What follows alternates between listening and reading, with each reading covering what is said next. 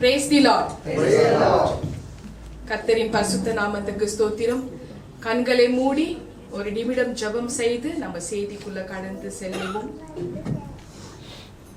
Thank you Jesus. ஸ்தோத்திரம். Hallelujah. Hallelujah. அன்பின் பரலோக தந்தையே, அப்பா ஆண்டவரே, இந்த பரிசுத்த ஓய்வு நாளை எங்களுக்கு நீங்க கொடுத்ததுக்காக நன்றி அப்பா. எங்கள் எல்லோரும் ஆண்டவரே உங்களுடைய சமூகத்துக்கு முன்பதாக ஒன்றாக இணையும்படியாக செய்த கிருபைக்காக உமக்கு நன்றி அப்பா. நன்றி ராஜா. மலேசியா தேசத்தை நீர் ஆசீர்வதிக்கணும். நித்திய ஜீவன் பிரேயர் ஹவுஸ் நீர் ஆசீர்வதிக்கணும் ராஜா. வந்திருக்கிற ஒவ்வொரு தேவ பிள்ளைகளும் நீர் ஆசீர்வதிக்கணும் ராஜா. யூடியூப்ல லைவ்ல பார்த்துட்டு இருக்கிற அத்தனை பிள்ளைகளும் நீர் பேர் பேராக ஆசீர்வதிக்கணும் ராஜா. அதுக்காக நான் ஜெபிக்கிறேன் அப்பா. ஆண்டவரே உங்களோட தெய்வீக சமாதானம் இந்த இடத்துல வந்து நிரம்பத்துக்காக நன்றி அப்பா. உங்களோட தெய்வீக பிரசன்னத்தினால நீங்க நிரம்பத்துக்காக உமக்கு நன்றி தகப்பனே. நன்றி ராஜா.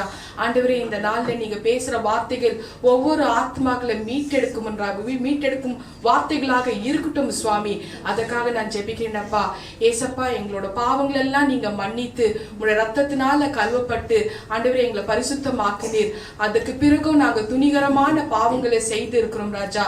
ஆண்டவரே, இப்படிப்பட்ட பாவங்கள் மீண்டும் மீண்டும் அதே பாவங்களை செய்து கொண்டிருந்தால் உண்மையிலே நீங்க எங்களை மன்னிப்பீர்களா மாட்டீர்களா? இதை குறித்து ஆவியானவரை மாம்சமான என்னை கொண்டு அதே பாவத்தை மீண்டும் செய்தால் என்ன நடக்கும் என்றது குறித்து ஆண்டவரை நீங்க பேசுங்க, நீங்க இடைபெறுங்க. எங்கள் ஆண்டவராக இயேசு கிறிஸ்து நாமத்தினால் ஜெபிக்கிறேன் ஜீவனுள்ள நல்ல பிதாவே.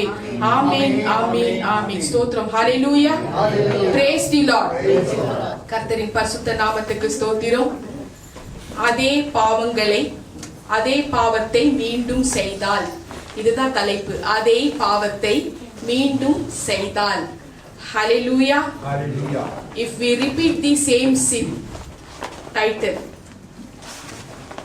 எல்லாரும் வந்து ஏசப்பா கிட்ட அறிக்கை பண்ணி ஞானஸ்தானம் எடுத்த பேருக்கு, பாவ அறிக்கை பண்ணி ரத்தத்தினால கழுவப்பட்ட பேருக்கு சகல பாவங்கள் நமக்கு மன்னிக்கப்படும். அது 100க்கு 100 உண்மை.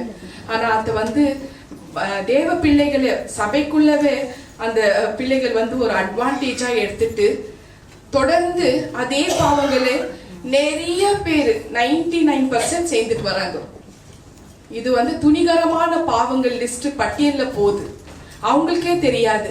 விபச்சாரம், வேசித்தனம், கொலை பண்றது இதுதான் பாவம் நம்ம நினைச்சிட்டு இருக்கிறோம். இறைவனுக்கு விரோதமாக, இறைவனுக்கு விருப்பம் இல்லாத காரியங்கள், இறைவன் சொல்ற வார்த்தைக்கு கீழ்ப்படியாத விஷயங்களும் பாவங்கள் தான். அந்த வார்த்தைகள் கேட்கறக்குள்ளோ எனக்கே நடுக்கம் வருதுங்க, நடுக்கம் வருது. இறைவனுக்கு கீழ்ப்படியாத பிள்ளைகள் பண்ற விஷயங்களும் சின்ன சின்ன விஷயங்கள் தான், பெரிய விஷயமெல்லாம் இல்ல. நடுக்கம் வரும். எனக்கே நடுக்கம் வருதுன்னாக்கா பண்ற பிள்ளைகளுக்கு துணிகரமா அது பாவங்கள் தானே. ஹல்லேலூயா. இறைவன் உண்மையிலே அந்த மாதிரி துணிகரமான பாவங்கள் செய்தா மன்னிப்பாரா? நமக்கு நாமே கேள்வி கேட்டுக்குவோம். இதுதான் தலைப்பு. அதே பாவத்தை மீண்டும் செய்தால், if we repeat the same sin, என்ன நடக்கும்? God உண்மையிலே நம்மள மன்னிப்பாரா மாட்டாரா? நமக்கு ஒரு ஆதார வசனத்தை நம்ம வந்து வாசிப்போம். 2 தீமோத்தி 1:12. 2 தீமோத்தி 1:12. அது நிமித்தம் ஒரு மனிதன் இந்த மாதிரி அவர்கிட்ட அறிக்கை பண்ணி, பாவ அறிக்கை பண்ணி கழுவப்பட்ட பிறகு அந்த மனிதன், அது ஆண் அல்லது பெண், அந்த மனிதர்கள் எப்படி வந்து பேசுவாங்கன்னா, அதன் நிமித்தம் நான் இந்த பாடுகளை அனுபவிக்கிறேன், ஆயினும் நான் வெட்கப்படுகிறது இல்லை, ஏனென்றால் நான் விசுவாசிக்கிறவர் இன்னார் என்று அறிவேன். நான் அவரிடத்துல ஒப்பு கொடுத்ததை அவர் அந்நாள் வரைக்கும் காத்து கொள்ள வல்லவராக இருக்கிறார் என்று நான் நிச்சயித்தும் இருக்கிறேன். சோ இந்த மாதிரி ஒரு விஷயத்த வந்து ஒரு மனிதன், ஒரு பெண், ஆண் அல்லது பெண் வந்து இறைவன் கிட்ட ஒப்பு கொடுத்தது அவர் வந்து நான் விசுவாசிக்கிறேன், நான் ஒப்பு கொடுத்திருக்கேன், நான் வெட்கப்பட மாட்டேன், என் பாவங்களை நான் வந்து இறைவன்கிட்ட ஒப்பு கொடுத்து நான் என்னோட ஆத்மாவை அவர் நிச்சயமா கண்டிப்பா காப்பாற்றுவாருன்ற எனக்கு ஒரு விசுவாசம் இருக்கு. கண்டிப்பா அவர் உண்மை உள்ள தேவன். நம்ம வந்து அவர்கிட்ட ஒப்பு கொடுத்த உடனே அவர் அந்நாள் வரைக்கும் காக்க வல்லவராக இருக்கிறாரா? தன் இடத்துல யாரெல்லாம் ஒப்பு கொடுக்கிறாங்களோ, அதாவது இறைவன் கிட்ட யாரெல்லாம் ஒப்பு கொடுக்கிறாங்களோ அந்நாள் வரைக்கும் அவர் காக்க வல்லவராக இருக்கிறார். இது 100க்கு 100 உண்மை. அந்நாள் வரைக்கும்னாக்கா 1000 வருஷம் அரசாட்சி வரைக்கும் அவர் காக்க வல்லவராக இருக்கிறார். அதுக்கப்புறமும் பாம்பை ரிலீஸ் பண்ணி பாம்பை சங்கிலியில கட்டி வச்சிருக்கு. நான் ஃபியூச்சரை பத்தி தெரியப்படுத்துறேன். 1000 வருஷத்துக்கு அப்புறமும் அந்த பாம்பு ரிலீஸ் ஆன பிறக்கோ அந்த பாம்பை டிஸ்ட்ராய் பண்ணி கோடிக்கணக்கான வருஷங்கள் நம்மளோட ஆத்மாவை காக்க வல்லவராக இருக்கிறார் அவரு. அந்த காரியத்துல அவர் உண்மை உள்ளவராக இருக்கிறார். இப்ப நம்ம எப்படி நடந்துக்கிறோம்? ஹல்லேலூயா. சோ இந்த மாதிரி அந்நாள் வரைக்கும் அவர் காக்க வல்லவராக இருக்கிறாருன்னு ஆவியானவர் இந்த காரியத்தை எனக்கு தெரியப்படுத்தினார். சோ அந்த வார்த்தைக்கு அவர் மிகவும் கண்ணியமான ஒரு மனிதன், வேற யாரும் இல்லை, ஏசப்பா தான். அவர் அந்த வார்த்தைக்கு கண்டிப்பா அவர் காத்து கொள்வார், ஆத்மாவை காத்து கொள்வார். நம்ம எப்போ அவர்கிட்ட முழங்கால் போட்டு நம்ம அறிக்கை பண்ணி பாவ அறிக்கை பண்ணி ஒப்பு கொடுக்கிறோமோ, சோ அவர் நம்ம எல்லாரோட ஆத்மாவை அவர் காக்க வல்லவராக இருக்கிறார். இப்ப இந்த இடத்துல ஆவியானவர் சொல்றாரு, நம்ம கவனிக்க வேண்டிய ஒரு விஷயம் என்னன்னாக்கா, நம்மளோட வாழ்க்கையில சாதாரணமாக இந்த மாதிரி மாசு மறு வரதான் செய்யும். சின்ன சின்ன விஷயங்கள் நம்மளுக்கே தெரியாம சின்ன இப்ப வர்ஷிப் லீடர் சொன்னாங்க இல்லையா, நம்மளே அறியாம ஏதாவது பாவங்கள் செஞ்சா தயவு செஞ்சு மன்னிச்சிடுங்க மன்னிச்சிடுங்க மன்னிச்சிடுங்க. சோ அவர் ஆத்மாவை காக்க வல்லவராக இருக்கிறார். எந்த அளவுக்கு காக்க வல்லவராக இருக்கிறார்? ஓரளவுக்கு தாங்க. அதுக்கப்புறம் we have to face the consequence. அப்ப என்ன பண்ண முடியும்? ஹல்லேலூயா. சோ ஓரளவுக்கு அந்த வார்த்தைக்கு அவர் எப்படி சொல்றாருனாக்கா, இறைவன் இந்த நாள்ல ஆவியானவர் என்ன தெரியப்படுத்துறாருன்னா, கண்டிப்பா யாராலையும் பர்ஃபெக்டா இருக்க முடியாது, மாசு மறு வரத்தா செய்யும். நாங்க 2013 தான் நாங்க மலேசியாவுக்கு வரோம். 2013 எங்க கிட்ட ஒரு கார் இருந்ததுங்க, செவர்லெட் கார். ஸோ இது WMD 2456. இந்த கார் தான் என்னோட உபத்திரவ நாட்கள்ல டிராவல் பண்ண வச்சது.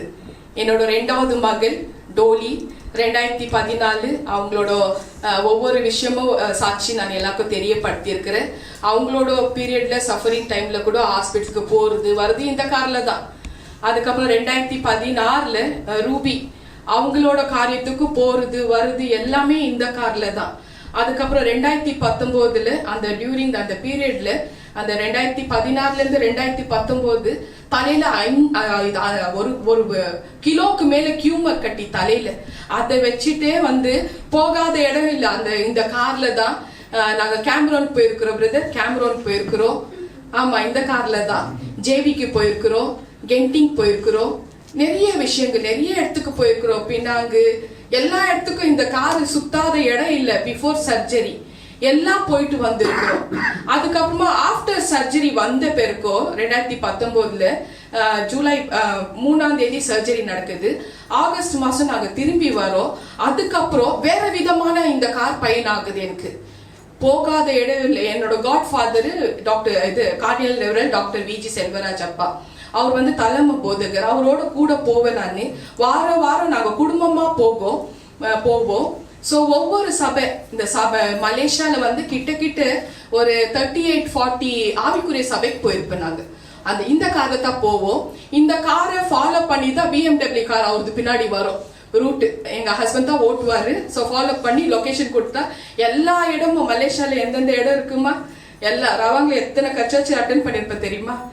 சோ அந்த மாதிரி இந்த காலத்தை ஆண்டவர் பயன்படுத்தினாரு. இந்த கார்ல உட்கார்றக்குள்ள ஒரு சத்தம் கேக்குங்க. அந்த சத்தம் அப்படி ஒரு கூச்சல் போடும். ஏன்னா அது பழைய வண்டி.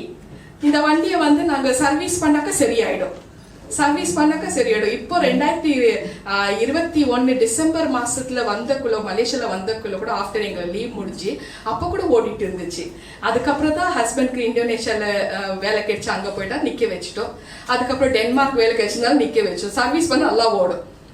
இந்த நம்பர் என்னன்னாக்கா, இப்ப இந்த படம் நேத்து பிடிச்சேன் நானு, நேத்தா பிடிச்சேன். இந்த நம்பர் என்னன்னா, இது ஒரு லக்கி நம்பர்.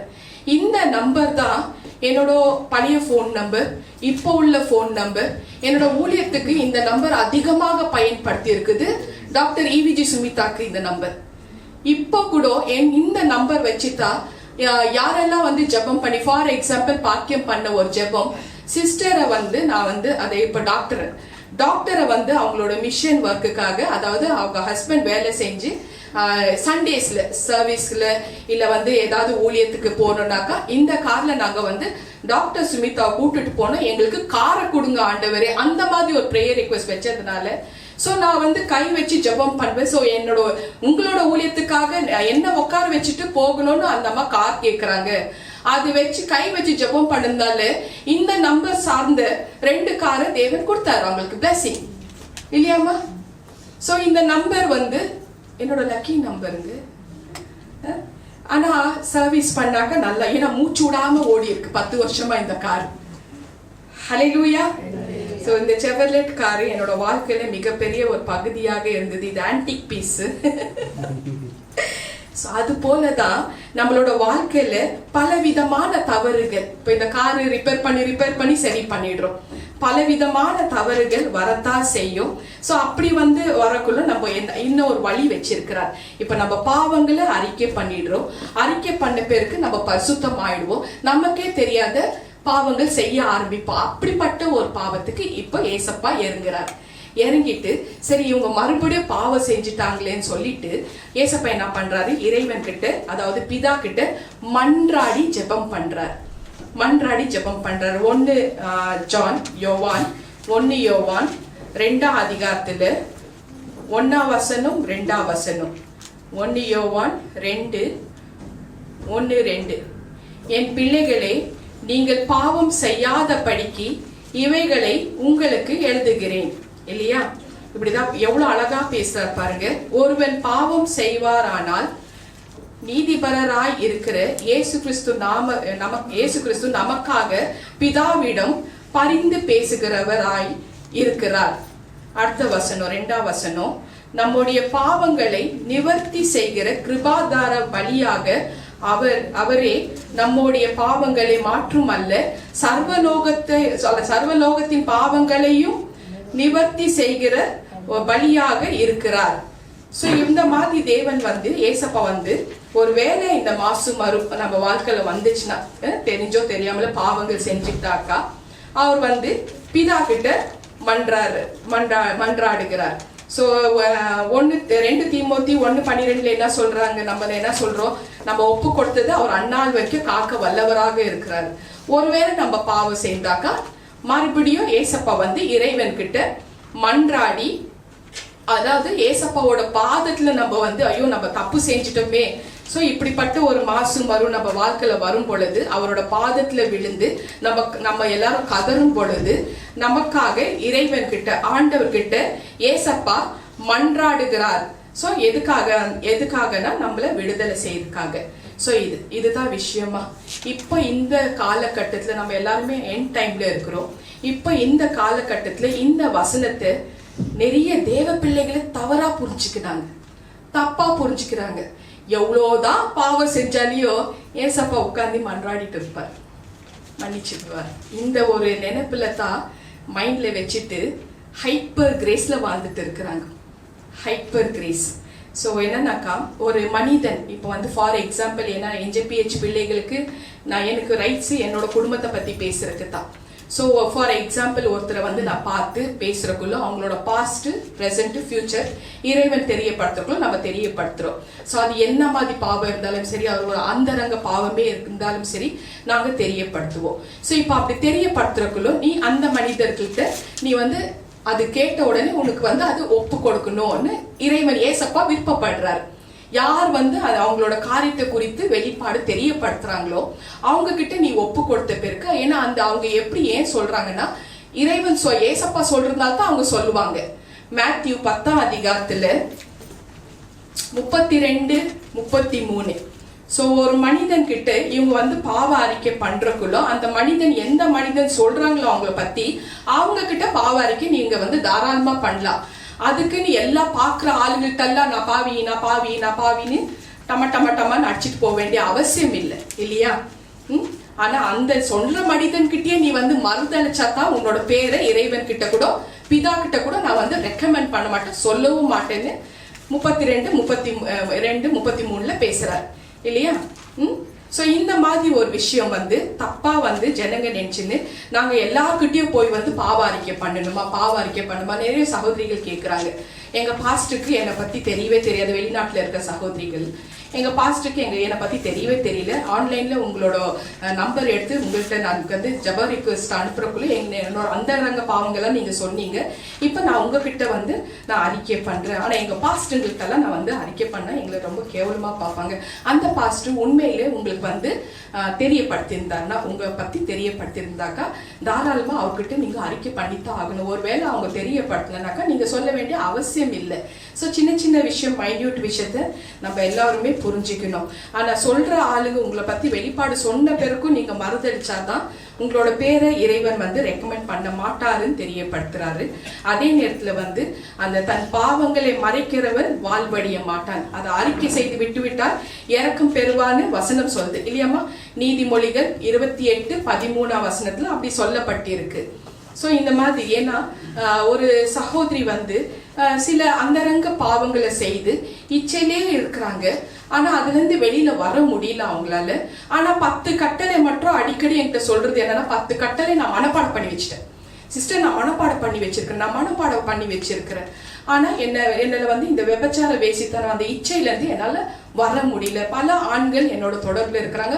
எனக்கு வந்து அது அதுல அடிமை ஆயிட்டதானு. ஆனா நான் இச்சையில இருக்கிறேன். ஆனா எனக்கு 10 கட்டளை தெரியும். என்ன மன்னிச்சுட்டு வரா, ஏசப்பா எனக்கு மன்னிச்சுட்டு வரா, அதுக்கு எனக்கு பதில் இல்லை, எனக்கு தெரியாது, உண்மையிலே எனக்கு தெரியாது. 10 கட்டளை உங்களுக்கு நல்லா தெரியும், இறைவனுக்கு கீழ்ப்படினும் நல்லா தெரியும். நான் வந்து 10 கட்டளை மனப்பாடம் பண்ணி வச்சிருக்குன்னு வேற சொல்றீங்க. ஆனா ஏன் இச்சையில இருந்து நீங்க விலக மாட்டீங்க?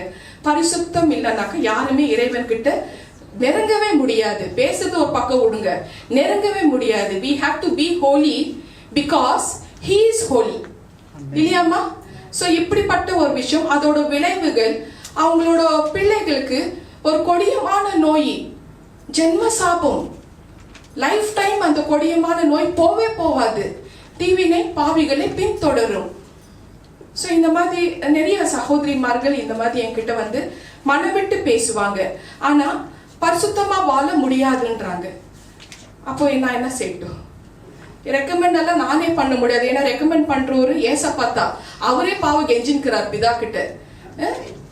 இப்படி இருக்கு அவரோட நிலைமை இல்லையா சிஸ்டர்? சோ இந்த மாதிரி வந்து தீவினை பாவைகளை பின்தொடருன்றக்குள்ளும் விளைவுகள் அந்த சகோதரியோட குடும்பத்துல அந்தகார இருள், வெளிச்ச துளி கூட இல்ல. கோபம் இருக்கு, எரிச்சல் இருக்கு, எல்லாமே இருக்கு. ஆனா 10 கட்டளை மனப்பாடம் பண்ணி வச்சுட்டாங்களாம். மனப்பாடம் பண்ணி வச்சா என்னமா பிரயோஜனம்? இந்த குழந்தைக்கு 10 கட்டளை வந்து கொடுத்துட்டு சொல்லுமானாக்கா அப்படியே ஒப்படைக்கும், கிளிப்புள்ள சொல்ற மாதிரி. அந்த பிள்ளைக்கு பாவனா என்னன்னு தெரியாது. ஆனா ஓரளவுக்கு வந்து மெச்சூர்டா இருக்கிறவங்க அதை தெரிஞ்சு நான் மனப்பாடம் பண்ணிட்டு ஆனா என்னால இச்சையில இருந்து வெளியில வர முடியாது அப்படின்றக்குள்ளும் விளைவுகள் இப்படிதான் இருக்கும். தீவினை பாவிகளை பின்தொடரும், இறைவன் ஒதுங்கிடுவார். ஹல்லேலூயா. சோ அவர் நம்ம அவர்கிட்ட ஒப்பு கொடுத்தது அவர் அந்நாள் வரைக்கும் காக்க வல்லவராக இருக்கிறாரு.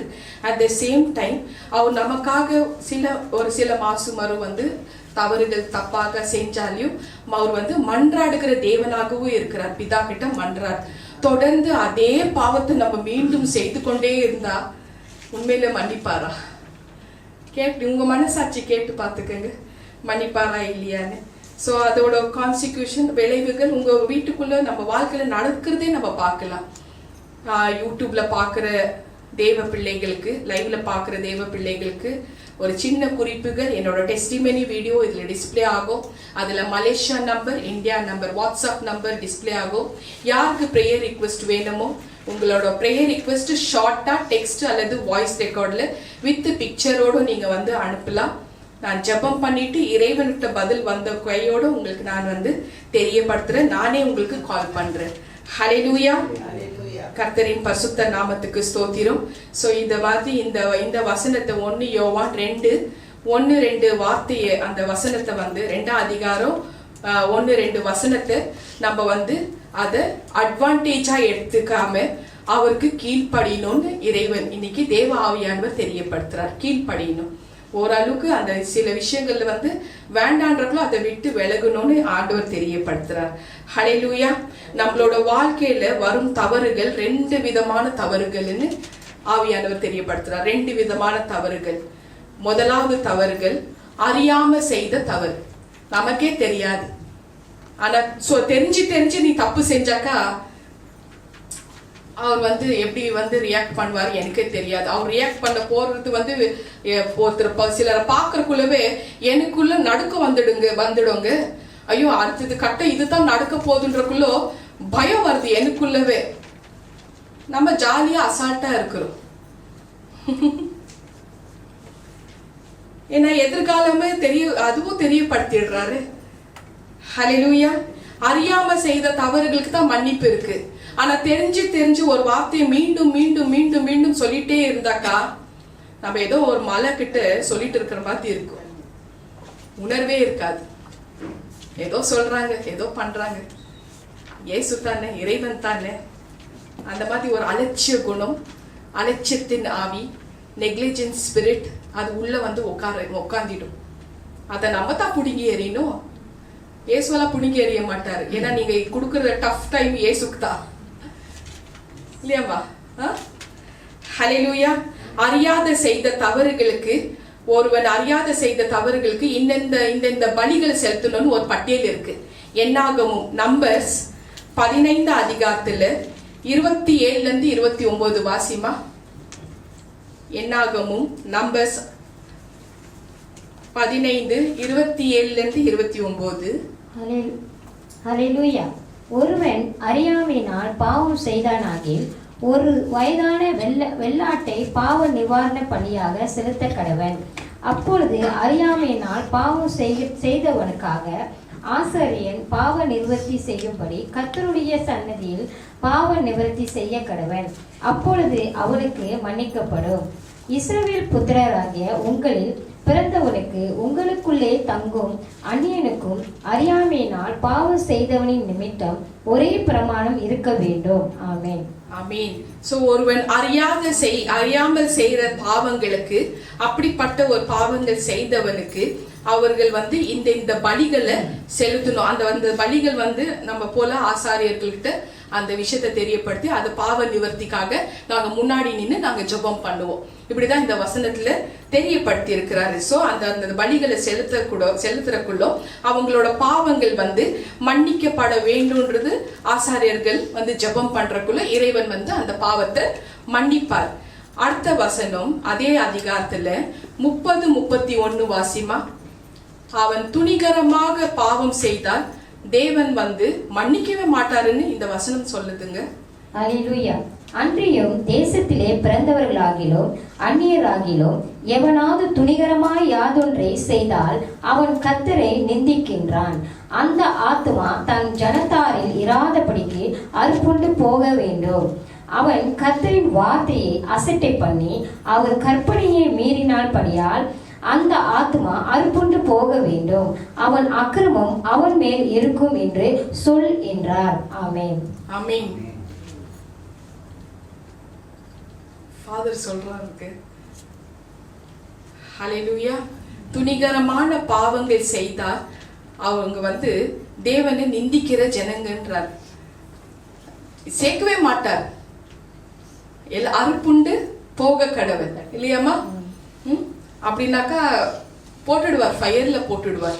துணிகரமான பாவங்கள் அது நமக்கே தெரியாது. பெரிய பெரிய பாவங்கள் தான் அப்படின்னு நினைச்சிருக்கிறோம். சின்ன சின்ன பாவங்கள், இறைவனுக்கு கீழ்ப்படியாத விஷயங்கள் கூட அவ்வளவுதான் டிஸ்கனெக்ட் பண்ணி விட்டுடுவார். ஹல்லேலூயா.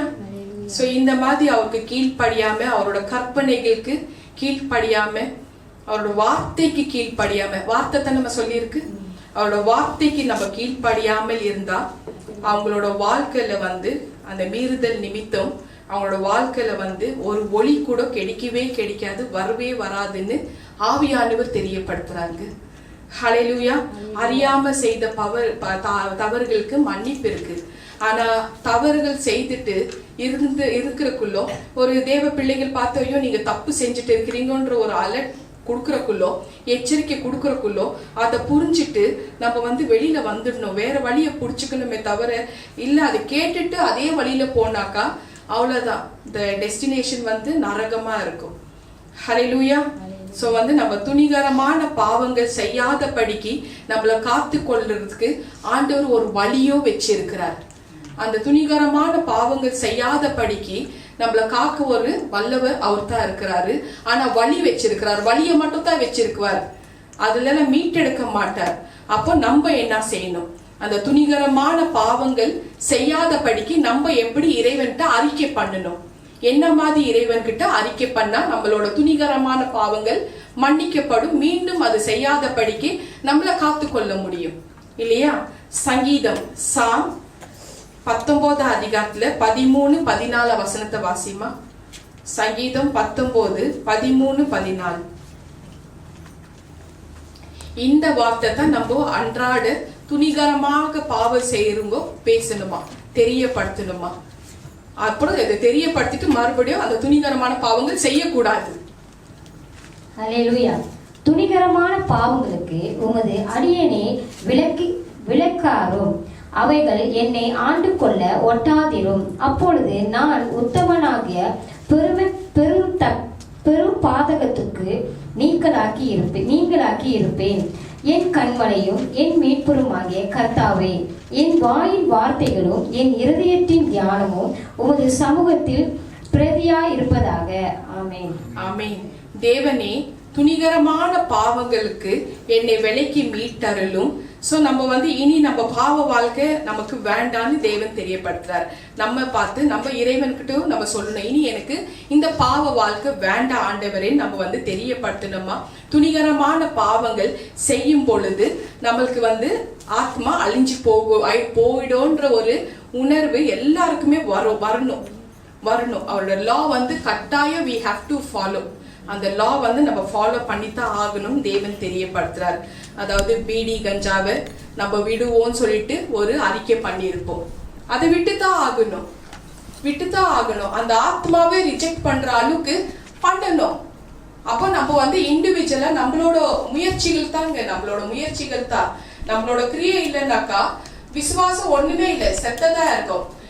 ஒரு சாட்சி, அங்க திருப்புங்க கேமராவை சவரிமுத்து பிரதர், இவர் 30 வருஷமா போதை பொருளுக்கு, கஞ்சாவுக்கு, போதை ட்ரக்குக்கு அடிமையாக இருந்தாரு.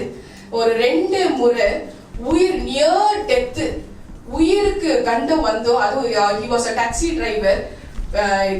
கஸ்டமரை கூட்டிட்டு போறாரு, பள்ளத்துல உழுறாரு, பேசஞ்சர் செத்து போயிடுறாங்க, ஸ்பாட் அவுட். அந்த நேரத்துல இவரை காப்பாத்துறாங்க. 2 தடவை இறைவன் காப்பாத்துறாரு. இவர் வந்தது prayer request. he was in last stage, ஹாஸ்பிட்டல்ல அட்மிட் ஆயிருக்கிறாரு. ரத்த வாந்தி, வார்னிஷ் போல அடிப்பாரு. ஸோ லங்ஸ் எல்லாம் ஸ்பிரிச்சுவலா ஸ்கேன் பண்ணி பார்த்து அப்படியே இது போயிட்டு இருக்குது, பொத்துன்னு விழுந்துட்டு இருக்குது, நுரையீரல்ல பொத்துன்னு விழுந்துட்டு இருக்குது. ஸோ இந்த மாதிரி ஒரு நிலைமை. ஸோ அவங்க அன்னிக்கிட்ட எனக்கு ப்ரேயர் ரிக்வெஸ்ட் வருது. நான் கேட்டதை அவர்கிட்ட ஒரே ஒரு வார்த்தை, இறைவன் உங்களுக்கு உயிர் கொடுத்தாக்கா நீங்க என்ன பண்ண போறீங்கன்னு தெரியப்படுத்தினேன். அப்போ அவர் சொன்ன ஒரு வார்த்தை, நான் இறைவனுக்கு என்ன நானே ஒப்பு கொடுக்கிறேன், இறைவன் ஏசப்பா என்னோட சொந்த ரட்சகராக ஏற்றுக்கொள்கிறேன், நான் இறைவனுக்கு உண்மையாக இருந்து அவரோட ஆலயத்துக்கு என்னால முடிஞ்ச அளவுக்கு அவருக்கு பணி செய்யறேன். கரெக்டா டைம்லயே வந்துடுவாருங்க அவர் பாருங்க எப்படி இருந்தாரு, இப்ப நல்லா எவ்வளவு ஜம்முன்னு வராரு. இதுதாங்க ஆசீர்வாதம். ஹல்லேலூயா. அந்த ஆத்மாவே அந்த போதை பொருளுக்கு அடிமை ஆகாதபடி ரிஜெக்ட் பண்ற ஒரு ஜபத்தை என்ன செய்ய சொன்னார். அந்த ஜபத்தை நான் செஞ்சு அவர்கிட்ட எதிர்க்க வச்சாலே அவருக்கு அதுல ஆசை வர்றதில்லை, அடிமையா ஆக மாட்டாரு. ஏன்னா அது ரிஜெக்ட் பண்ற ஒரு ஸ்பிரிட்டை இறைவனே கொடுத்துட்டாரு. ஏன்னா அவர் இறைவனுக்கு கீழ்ப்படிந்தார், அந்த வார்த்தைக்கு கீழ்ப்படிந்தார். அப்போ அந்த என்னோட ஜபம் அங்க கிரியை நடந்துச்சு. சோ அதனால பண்ண அந்த ஒரு ரிசல்ட் அவருக்கு தான் பலன் வந்துச்சு, எனக்கு வந்துச்சா? உங்களுக்கு தான் பலன் வந்துச்சு இல்லையா? சோ இந்த மாதிரி இறைவனுக்கு கீழ்ப்படிந்த பிள்ளைகளை அவர் தூக்கி நிறுத்துவார். அவருக்கு கீழ்ப்படியாத பிள்ளைகளை தான் அவர் கண்டிக்குவார். ஆத்மா அழிஞ்சு போயிடும். துணிகரமான பாவங்களுக்கு ஆத்மா அழிஞ்சு போயிடும். இப்ப நம்ம பீடி கஞ்சாவை விடுவோம், நம்ம சொல்லுவோம், அறிக்கை பண்ணுவோம். விபச்சார வேசித்தனத்தை விடுவோம்னு சொல்லுவோம். கொலை பண்றது, கொள்ளை அடிக்கிறது பாவங்க. பொய் பேசுறது பாவம். கட்டளைகளை பொய் பேசுறது, பொய் பேசக்கூடாது, பொய் சாட்சி சொல்லக்கூடாது. சோ பொய் பேச மாட்டேன், அந்த பொய் பேசுறதை விடுவோம் நம்ம சொல்லுவோம். சின்ன சின்ன விஷயத்துக்கு பொய்யே பேசக்கூடாதுன்றாரு. சோ இந்த மாதிரி தூஷணமாக பேசுறது, இச்சையில பேசி ஆண்களை மயக்கிறது, இச்சையா பேசி பெண்களை மயக்கிறது, இதெல்லாம் பாவப்பட்டியல். ஸோ இந்த மாதிரி இதெல்லாம் விடுவோம், இதெல்லாம் நிறுத்துவோம். சிலர் மந்திர தந்திர கூட செய்வாங்க. இந்த மந்திர தந்திர செய்கிறத நாங்க நிறுத்துவோம், பில்லி சூனிய செய்கிறத நிறுத்துவோம். இந்த மாதிரி ஒரு விஷயம். ஸோ இதெல்லாம் விடுவோம் என்று நம்ம தீர்மானம் செய்து அறிக்கை பண்ணி இறைவன்ட்டு ஒப்பு கொடுக்கிறோம். குடிச்சு மனைவியை அடிக்க மாட்டோம்னு வேற சொல்லிட்டு அறிக்கை பண்ணுவாங்க. இதெல்லாம் பண்ணிட்ட பிறகு, நம்ம இதெல்லாம் கேட்ட பிறகு வீட்டுக்கு திரும்பி போன பிறகு மறுபடியும் அதே பாவங்கள் செஞ்சாதான் துணிகரமான பாவத்துக்கு பட்டியலில் வந்துடுவாங்க. இதுதான் துணிகரம். நாங்க இதெல்லாம் செய்ய மாட்டோம்னு சொல்லிட்டு இறைவன்ட்ட அறிக்கை பண்ணிட்டு அதுக்கப்புறமா இறைவன் ஆலயத்துல இருந்து வெளியே ஆன உடனே இறைவனுக்கும் நமக்கு சம்பந்தம் இல்லைன்னு சொல்லிட்டு துணிகரமா இந்த மாதிரி இப்போ ஒரு லிஸ்ட் சொன்னேன், ஒரு எக்ஸாம்பிளா தான் சொன்னேன் இந்த லிஸ்ட். ஸோ இந்த மாதிரி விஷயங்கள் நம்ம ஜனங்களை முன்னுக்கு ஒரு பேச்சு, பின்னாடி ஒரு பேச்சு, இதெல்லாம் புறம் பேசுறது, இதெல்லாம் பாவத்தின் பட்டியல்ல போதுங்க. ஸோ இதெல்லாம் நம்ம கவனமாக இருக்கணும். ஸோ என்னன்னாக்கா, இந்த மாதிரி பாவங்கள் நான் செய்ய மாட்டேன் அப்படின்னு சொல்லிட்டு துணிகரமா சேர்ந்தாக்கா நம்ம இந்த லிஸ்ட்ல நம்ம வந்துடும், ஆத்மா அழிஞ்சு போற ஒரு லிஸ்ட்ல வந்துடும். செரம்பான்ல ஒரு பிரதர், அதாவது போன வருஷம் நவம்பர் மாசம் ஒரு ப்ரேயர் ரிக்வெஸ்ட் அவர்கிட்ட வருது. செரம்பான்ல அவங்க அப்பா ஒரு பிஸ்னஸ் பண்ணிட்டு இருந்தார், தொழில் பண்ணிட்டு இருந்தார், ஆயுர்வேதிக் பிஸ்னஸ். சரிங்களா? ஸோ அடுத்தடுத்தது அவங்க வீட்டில் சாவுகள் வந்துட்டே இருக்கு, டெத்ஸ் நடந்துட்டே இருக்கு.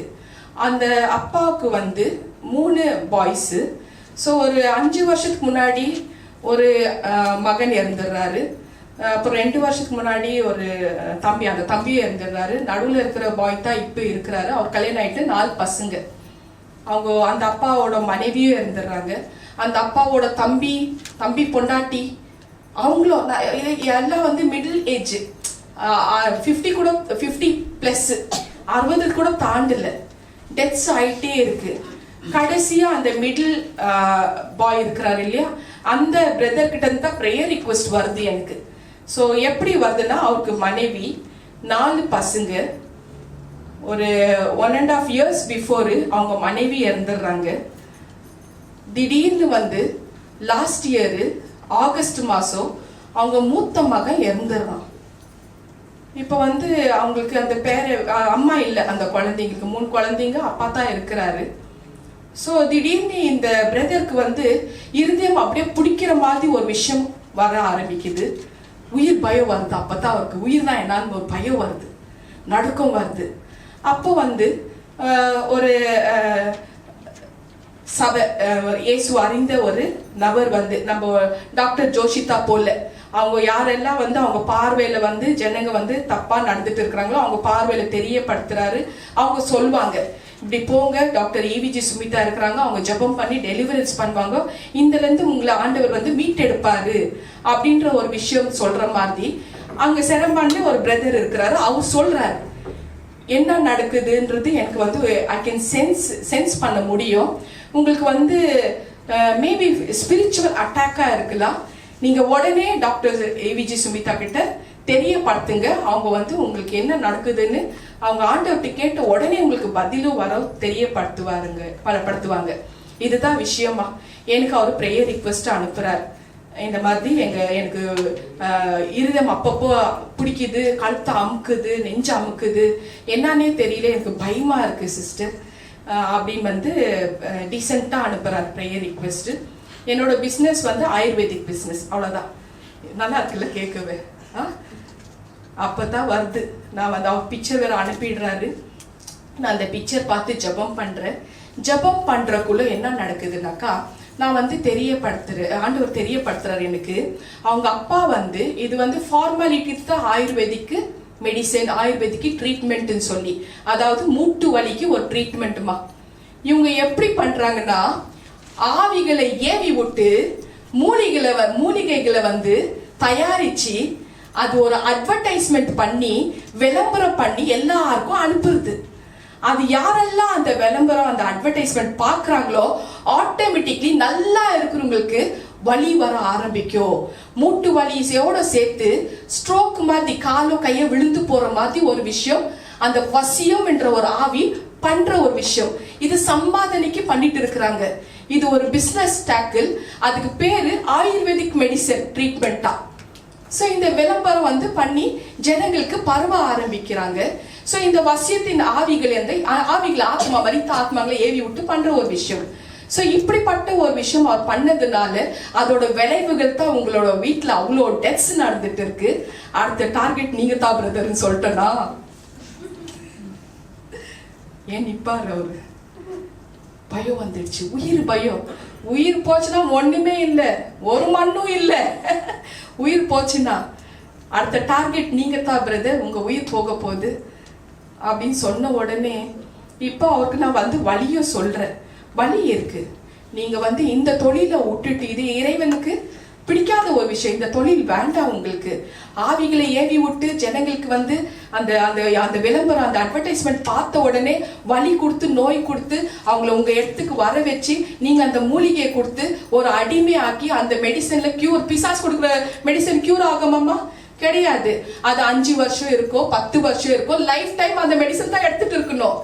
லைஃப் டைம் அந்த ஆளுங்க யாரு நல்லா இருக்கணும் கூட, நார்மலா இருக்கணும் கூட அப்நார்மல் ஆயிடுவாங்க. ஏன்னா அதுல அந்த வசியன்ற ஆவி வந்து ட்ரீட்மெண்ட் தானே எடுக்கிறது. ஸோ அந்த மாதிரி ஸோ இப்படிப்பட்ட ஒரு கேஸ் நான் வந்து ஹேண்டில் பண்ணி அந்த பிரதருக்கு கம்ப்ளீட்லி தேவன் விடுதலை கொடுத்து அனுப்பி விட்டாரு. அவருக்கு வந்து அடுத்த எதிர்காலம் என்ன பண்ணணும்னு சொல்லி கொடுத்தாரு. எதிர்காலம் என்னன்னாக்கா, நீங்க லாரி வந்து 2 லாரி லோன் எடுங்க, ஆண்டவர் உங்களுக்கு பிளஸ் பண்ணி வைக்கிறாரு. அந்த அமௌண்ட்ல வந்து பரிசுத்தமான அமௌண்ட் லோன் எடுங்க. அது இறைவனுக்கு பரிசுத்தமான ஒரு விஷயம். அந்த லோன் எடுத்துட்டு நீங்க வந்து லாரி வாங்கி அதுல உங்க தொழில ஆரம்பிங்க, நியாயமா இருக்கும் அப்படின்னு சொன்ன கேட்டுட்டு போயிருக்கிறாரு. அவர் அந்த வார்த்தைக்கு கீழ்ப்படிந்து நடந்தா அவர் வாழ்க்கை, அவர் ஆத்மா காப்பாற்றப்படும். இல்ல எனக்கு பிசாசை ஏவி விட்டு அந்த பிசினஸ் தான் வேணும்னு தெரியப்படுத்தினாக்கா அடுத்த லிஸ்ட்ல அவரோட இது போக போகுது. அவ்வளவுதான், வேற ஒண்ணு இல்லை. சொல்றதுதான் நம்மளோட வேலைமா. சரியா? இப்போ வந்து இதுல வந்து இந்த விஷயத்துல எங்க கணவர் செல்வ பிரகாஷ் அவர் வந்து டென்மார்க்ல இருக்கிறார். அவருக்கு வந்து ரீசெண்டா லாஸ்ட் வீக் இதே ஒரு அவர் போன என்னோட இந்த கேஸ் வந்து லைக் லாஸ்ட் வீக் தான் வந்தாங்க. அந்த பிலீவர் வந்தாங்க, நான் டெலிவரன்ஸ் பண்ணேன். அது ரொம்ப பர்சனலா இருக்கிறதுனால நான் அவரோட பேர் சொல்ல விரும்பல. ஏசப்பா வந்து எனக்கு அனுமதி கொடுக்கல அவரோட பேரு அவரோட சாட்சி சொல்லு. ஏன்னா அவரை சார்ந்து நிறைய மக்கள் பிசினஸ் ஆளுங்க, அதாவது கஸ்டமர்ஸ் இருக்கிறாங்க. அதனால சொல்ல வந்து எனக்கு அனுமதி கொடுக்கல. பட் இந்த ஒரு சாட்சி எங்க ஹஸ்பண்ட் வாழ்க்கையில எப்படி நடந்தது, அவருக்கு எப்படிப்பட்ட ஒரு பலகீனம், ஸ்ட்ரோக் வர மாதிரி எப்படி அவர் கால் இழுத்துட்டு போச்சுன்னு அவரோட சாட்சி நம்ம இந்த வீடியோல பார்க்கலாம். அவரோட சாட்சி போடுவோம். நான் ஒரு சாட்சியை பதிவிட விரும்புகிறேன். போன வாரம் லாஸ்ட்டு சண்டே 26 ஜனவரியில் நான் சபைக்கு போயிட்டு வந்தேன். சபையில் வந்து நான் போயிட்டு வரும்போது சபை காரியங்கள்லாம் முடிஞ்ச பிறகு ஒரு நபர் எனக்கு ஒரு ஃபோட்டோ காமிச்சார். அந்த ஃபோட்டோ வந்து என்னென்னா ஆயுர்வேதிக் மெடிசனை பற்றி. அவர் தஞ்சாவூர் போகிறாரா, இங்கே டென்மார்க்லேருந்து தஞ்சாவூர் போயிட்டு வரும்போது அங்கே போயிட்டு, அதாவது இந்தியாவுக்கு போகிறாரு, தஞ்சாவூரில் போயிட்டு இந்த ஒரு ஆயுர்வேதிக் ட்ரீட்மெண்ட் எடுத்துகிட்டு வரேன்னு சொல்லி அது எங்களுக்கு அந்த நோட்டீஸை காமிச்சார். இந்த ஃபேஸ்புக்கிலலாம் அந்த இன்டர்நெட்டில் ஒரு அட்வர்டைஸ்மெண்ட் வரும் பார்த்தீங்களா, அதை காமிச்சார். நான் என்ன செய்தேன், அதெல்லாம் சாப்பிட்டு முடிஞ்சு எல்லோரும் சபை முடிஞ்சு போகிற நேரத்தில் அப்போ நாங்கள் அப்படியே ஃப்ரெண்ட்ஸ் நாங்கள் அப்படியே பார்க்கும்போது எனக்கு தோணுச்சு, நம்ம சபைக்கு வர மனுஷர் எதுக்கு இந்த ஆயுர்வேதிக் ட்ரீட்மெண்ட்லாம். நான் சொன்னேன், இந்த மாதிரி நீங்கள் வந்து அவ்வளோ தூரம் போய் ஏன் கஷ்டப்படணும், நம்ம ஜெபம் பண்ணியே சரி பண்ணலாமே. அவருக்கு மூட்டு வலியாக இருந்தது. சரி, நான் அதிகபட்சமாக சொன்னேன், நம்ம சபை ஊழியக்காரங்களை பற்றிலாம் சொல்லுவேன். சிலர் ஏற்றுக்கிடுவாங்க, பலர் ஏற்றுக்க மாட்டாங்க. இந்த மாதிரி சூழ்நிலையில் அவர் என்ன செய்தாருன்னா, அந்த ஃபோட்டோவை காமிச்ச உடனே என்னால் சொல்ல வேண்டியது சொல்லிட்டேன். இந்த மாதிரி நீங்கள் வந்து இது தேவையில்லாது, நிறைய பேர் ஃப்ராடாக இருப்பாங்க அப்படின்னு. நானும் இன்னொரு ஃப்ரெண்ட் அவரும் சொன்னார். அவரும் எங்கள் ஊருக்காரர் தான், அவர் இங்கே இருக்கார். ஸோ இப்படி சொல்லும்போது அவர் வந்து ரொம்ப அந்த அட்வர்டைஸ்மெண்ட் சாதகமாகவே பேசினார். இது ஃப்ராடு இல்லை, இது உண்மையிலேயே இது ஆயுர்வேதிக்கு மூட்டு வலிக்கு உண்டானது அது இதுன்னு. சரி, அப்படியோ அது உங்கள் இஷ்டம்னு சொல்லி நான் வீட்டுக்கு வந்துட்டேன். வீட்டுக்கு வந்த பிறகு என்ன ஆச்சுன்னா, அந்த மூட்டு வலின்னு சொன்னார் பாருங்க, அது எனக்கு மைண்டில் நின்றுச்சா. அப்புறம் என்னாச்சுன்னா, சரி மூட்டு வலிக்கு இப்படிலாம் ட்ரீட்மெண்ட் இருக்குது போகுது, அவருக்கு பிடிச்சிருக்குன்னு சொல்லி நான் நினச்சி நாங்கள் வந்துட்டோம். அப்புறம் நான் வீட்டுக்கு வந்தவரை பார்த்தா எனக்கு கால் ஒரே ஒரு வேதனை.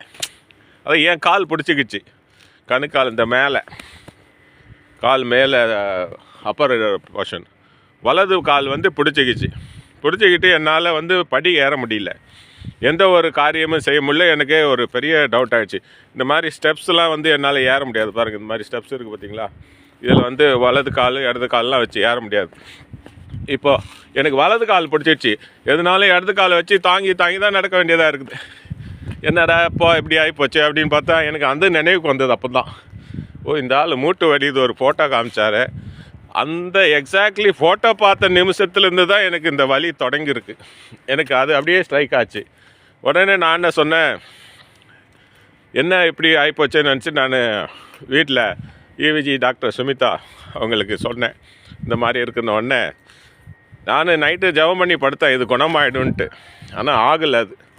அப்புறம் நான் மறுநாள் சொன்ன பிறகு அவங்க சொன்னாங்க, இதே மாதிரி ஒரு கேஸு இன்றைக்கி வந்து டெலிவரன்ஸ் வந்துட்டு போனாங்க அப்படின்னு சொன்னாங்க. அதனால் எனக்கு இப்போ ஒரு கிளாரிட்டி வந்தது. ஓ இப்படி ஒரு இது இருக்கோ, இவங்க ஆயுர்வேதிக்குன்னு சொல்லிட்டு வேறு ஏதோ ஒன்று பண்ணுறாங்க ஆளுங்க, இந்த படம் பார்க்குறவங்களுக்கெல்லாம் மூட்டு வலி வரும்பொழுது அப்படின்னு சொல்லி அதை எனக்கு கொஞ்சம் கிளியர் ஆகிடுச்சு. ஸோ இதுக்கப்புறம் தான் நான் இதில் உறுதியாக இதில் எனக்கு வந்து கிளாரிட்டி கிடச்ச உடனே இந்த ஜபத்தை யுவிஜி டாக்டர் சுமிதா எடுத்து அந்த மறுநாளே இதை சண்டே ஆனது, மண்டே இதை சொல்கிறேன். மண்டே 3 மணிக்கு எனக்கு அப்படியே கொஞ்சம் கொஞ்சமாக வலி போயிட்டு மண்டே நைட்டு படுத்து எந்திக்கிறேன், சுத்தமாக வலி போயிடுச்சு. கர்த்தருக்கு ஸ்தோத்திரம். பாருங்கள் எவ்வளோ விஷயம் இருக்குது பாருங்கள். ஒரு ஃபோட்டோவை வச்சு அதுக்குள்ளே மாயமந்திரம் பண்ணி பிசாசுகளை வச்சு காரியத்தை நடத்திக்கிட்டு இருக்கா. அதான் ஸ்பிரிட்ஸுக்கு வந்து குளோபலி எங்கேனாலும் ட்ராவல் பண்ணி யாருனாலும் எதுனாலும் அட்டாக் பண்ணும். நம்ம கர்த்தருக்குள்ளே இருக்கும்போது தான் நமக்கு ஒரு பாதுகாப்புன்றதுக்கு இது ஒரு பெரிய சாட்சி. நன்றி. Praise the Lord. God bless you. பிசாசு வந்து பார்த்தாலே ஈர்ப்பு சக்தியில் புத்தியை மாற்றிடும். அந்த மாதிரி பிசாசுலாம் இருக்குது, வகையாக பிசாசுகள் இருக்குது. இதைத்தான் நம்ம வந்து புரிந்து அறிந்து செய்யணும். இதை எல்லா சூழ்நிலையிலிருந்து நம்மளை காப்பாற்றுறதுக்கு நமக்கு கர்த்தர் இருக்கிறார். கர்த்தர் நம்ம கூட இருக்கிறது எவ்வளோ முக்கியம் தெரியுமா? கர்த்தருடைய கிருபை இல்லாமல் ஒன்றும் நடக்காது. இயேசு கிறிஸ்துவுடைய கிருபை ஒவ்வொரு மனுஷனுக்கு இன்றைக்கி தேவை. அதை நம்ம புரிஞ்சு நம்ம தெளிவாக இருந்து இதில் நம்ம உஷாராக இருக்கணும், அதாவது ஜாக்கிரதையாக இருக்கணும். இந்த மனுஷர்களுடைய காரியங்களில் ஜாக்கிரதையாக இருந்து தேவனுடைய காரியங்களில் நம்ம இன்னும் ஆழமாக இருக்கும்போது தேவன் நம்மளை கைவிடாத காப்பாற்றுகிறார். அந்த ஒரு சத்தியத்தை நம்ம புரிந்துக்கிட்டோம். இந்த நல்ல கிருபை செய்தி நம்மளை என்னையே காப்பாற்றின கர்த்தருக்கு ஸ்தோத்திரம். எனக்காக ஜெபம் பண்ண யுவிஜி டாக்டர் சுமிதா அவர்களுக்காகவும் நம்ம நன்றி செலுத்துகிறேன். கர்த்தருக்கு எல்லா துதிக்கான மகிமை உண்டாவதாக. Praise the Lord. அல்லேலூயா. தலைமை போதகரே அட்வர்டைஸ்மெண்ட் எடுத்துட்டு மற்ற ஜனங்களுக்கும் சொல்லி கொடுக்குறாருன்னா எவ்வளோ பிசாசானவன் பாருங்க எப்படி கிரியேட் பண்ணிட்டு இருக்கான். பிசாசானவன் தலைமை போதகரையே பிடிச்சின்னு அடிக்ட் பண்ணி அந்த விளம்பரத்தை இவரே பரவுற மாதிரி பண்ணி வச்சுக்கிறாங்க. இப்ப எந்த அளவுக்கு வந்து சபைக்குள்ள பிசாசானவன் உட்கார்ந்து இருப்பான்.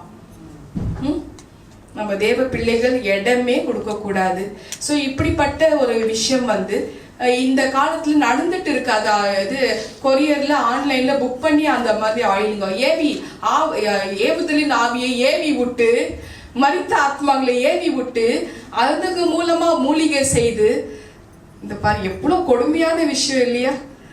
ஹல்லேலூயா. இது டெலிவரன்ஸ் பண்ற ஆளுங்களுக்கு மட்டும் தான் தெரியும். ஹல்லேலூயா.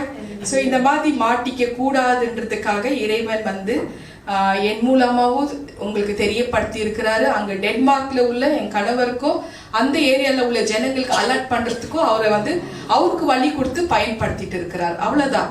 He's a talking God. நமக்கு ஒரு வழி வந்தா தான் அடுத்தவங்களுக்கு என்ன மாதிரி வழி வரும்ன்றது முதல்ல இந்த ஒரு கிஃப்ட் அவருக்கு கொடுத்துருக்கிறாருன்னு நான் அவருக்கு தெரியப்படுத்தினேன். ஏன்னா அடுத்தவங்களுக்கு ஜெபம் பண்றதுக்குள்ள எனக்கு அந்த வழி வரும். அது லாஸ்ட் டைமே உங்களுக்கு சொல்லி இருக்கிறேன். வலி வந்தா தான் நாங்கள் பாரத்தோட அந்த வலி எங்களை விட்டு நீங்கி போகணுன்றதுக்காக ஜெபம் பண்ணுவோம். அந்த வலி அங்கே கொடுத்தாரு. ஸோ அவர் கரெக்டாக 3 மணிக்கு நான் தெரியப்படுத்தின மத்தியானம் ஆஃப்டர்நூனே, உங்களுக்கு எந்த இடத்துல போர்ஷனில் உங்களுக்கு வலி இருக்கோ அப்படியே பிக்சர் பிடிச்சி அனுப்பி விடுங்க, நான் கை வச்சு ஜெபம் பண்ணுறேன். ஏன்னா அன்றைக்கி நான் ஃபாஸ்டிங்கில் இருக்கிறேன். பொதுவாகவே ஜெபம் வந்துட்டாலே ஃபாஸ்டிங்கில் இருப்பேன். அந்த ஜெபத்துக்கு தேவன் பதில் கொடுத்து இன்னும் ரெட்டிப்பாக அவருக்கு வந்து இன்னும் அதிகமாக பலத்தை கொடுத்து, இப்போ நேற்று எடுத்த அந்த வீடியோ அவர் எடுத்து எங்களுக்கு அனுப்பி விட்றாரு. அவர் என்ன வீக்கெண்டுனால கொஞ்சம் சைட் சீன் பார்க்க போயிருக்கிறாரு. ஹல்லேலூயா. ஸோ இந்த மாதிரி ஒரு விஷயம் வந்து இறைவன் வந்து தெரியப்படுத்துறாரு. இந்த மாதிரி போய் நம்ம போய் மாட்டிக்க கூடாது. ஸோ இப்படிப்பட்ட ஒரு விஷயம் வந்து நம்ம இதெல்லாம் துணிகரமான பாவங்கள் பட்டியலில் லிஸ்ட்டில் வந்துடுது.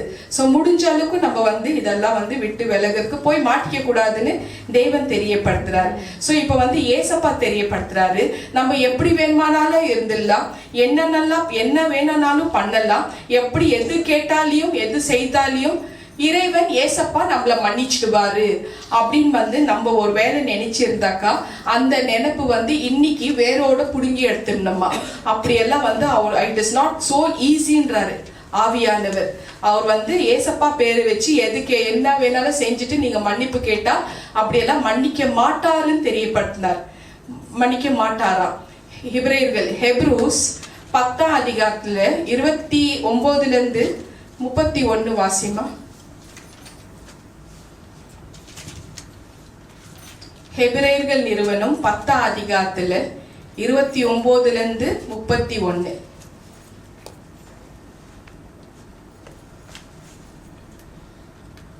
ஹல்லேலூயா. தேவனுடைய குமாரனை காலின் கீழ் மிதித்து தன்னை பரிசுத்தம் செய்த உடன்படிக்கையின் இரத்தத்தை அசுத்தம் என்று எண்ணி கிருபையின் ஆவியை நிந்திக்கிறவன் எவ்வளவு கொடிதான ஆக்கினைக்கு பாத்திரவானாய் இருப்பான் என்பதை யோசித்து பாருங்கள்.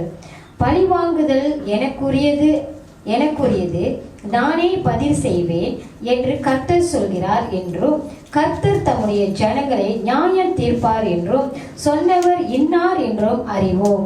ஜீவனுள்ள தேவனுடைய கைகளிலே விழுகிறது பயங்கரமாய் இருக்குமே. ஆமேன். ஆமீன். ஸோ ஜீவனுள்ள தேவனோட கையில விழுந்துட்டாலே, பிசாசோட கையில விழுந்துட்டா ஈஸியா நம்ம தப்பிச்சிடலாம். யாராவது வந்து டெலிவரன்ஸ் பண்ற ஆளுங்களை மூலமா போய் ப்ரேயர் ரிக்வெஸ்ட் வச்சு அவங்க மூலமா டெலிவரன்ஸ் பண்ணி அவங்கள வந்து அந்த பிசாசை வந்து அந்த ஜெபம் பண்றவங்க யாரும் எரிச்சிடுவாங்க. ஆனா ஜீவனுள்ள தேவனோட கையில சிக்கிட்டா எந்த தீர்க்கதரிசியால வந்து காப்பாற்ற முடியாது. அவ்வளவுதான் லைஃப். ஸோ அந்த ஜீவனுள்ள தேவனோட கையில சிக்காத படிக்கு நம்ம நியாய தீர்ப்பு வந்து அந்த நியாய தீர்ப்புக்குள்ள வந்து வராத படிக்கு நம்ம தான் காத்து கொள்ளணும்னு ஆவியானவர் தெரியப்படுத்துறாரு.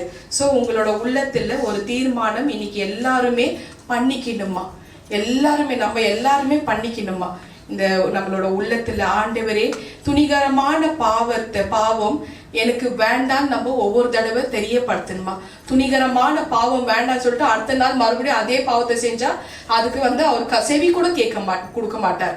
ஏன்னா அந்த வார்த்தைக்கு தான் நம்ம கீழ்ப்படியிலையே.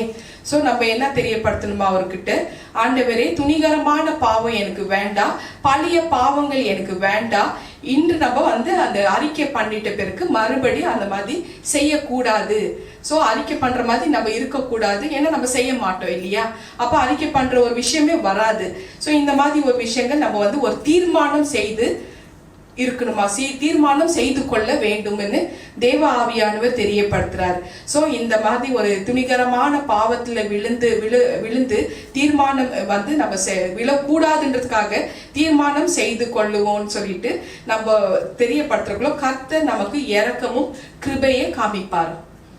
கர்த்தரோட இரக்கம் கிருபை காமிப்பார். அப்பதான் இந்த துணிகரமான பாவங்கள் நாங்க செய்ய மாட்டோம் அப்படின்னு தெரியப்படுத்தின பிறகுதான் அவர் வந்து கிருபையும் இரக்கமும் காமிப்பாருன்னு தேவ ஆவியானவர் தெரியப்படுத்தினார். இப்ப நம்ம வந்து மாசு மரும் இல்லாம இப்ப நான் கார் சொன்னேன் இல்லையா, எங்களோட செவர்லெட் காரு, அது தூசியெல்லாம் தட்டிட்டு அப்புறம் வந்து சர்வீஸ் பண்ணிட்டு இருக்கிற மாதிரி நம்மளோட வாழ்க்கையில அதே மாதிரி சர்வீஸ் பண்ணிட்டே இருக்க முடியுமா? இந்த தூசியெல்லாம் தட்டி கொண்டே இருக்க முடியுமா? ஸோ இந்த மாதிரி ஒரு விஷயங்கள் நம்ம வந்து இப்படியே வந்து நம்ம வாழ்க்கையை வந்து ஓடிட்டு இருக்கோமான்ற ஒரு கேள்விக்கு, ஸோ தூசி தட்டுற மாதிரி நம்மளோட வாழ்க்கையை நம்ம வந்து பாதுகாத்து கொள்ள முடியுமா? ஸோ ஒரு தடவை தூசி தட்டிட்டு பிறகு மறுபடியும் தூசி வரக்கூடாதுன்றாரு. அது அப்படிப்பட்ட ஒரு விஷயம். கார்ல தூசி இருக்கும், நம்ம தொடச்சிட்டே இருக்கணும். தூசி இல்லாத ஒரு வாழ்க்கை வாழுன்றாங்க. அப்ப ஆவியானவர்கிட்ட கேட்டா அப்படி வாழ முடியும்ன்றாரு. இப்ப எங்க கார் வந்து நாங்க அடிக்கடி சர்வீஸ் பண்ணா ஓடும். ஆனா வந்து வாழ்க்கையில தூசியே இல்லாம கரையே இல்லாம வாழ முடியுமா? அடிக்கடி நம்ம வந்து அறிக்கை பண்ணிட்டே இருக்க முடியுமா? வாழ முடியுமா? பியூரா வாழ முடியுமா?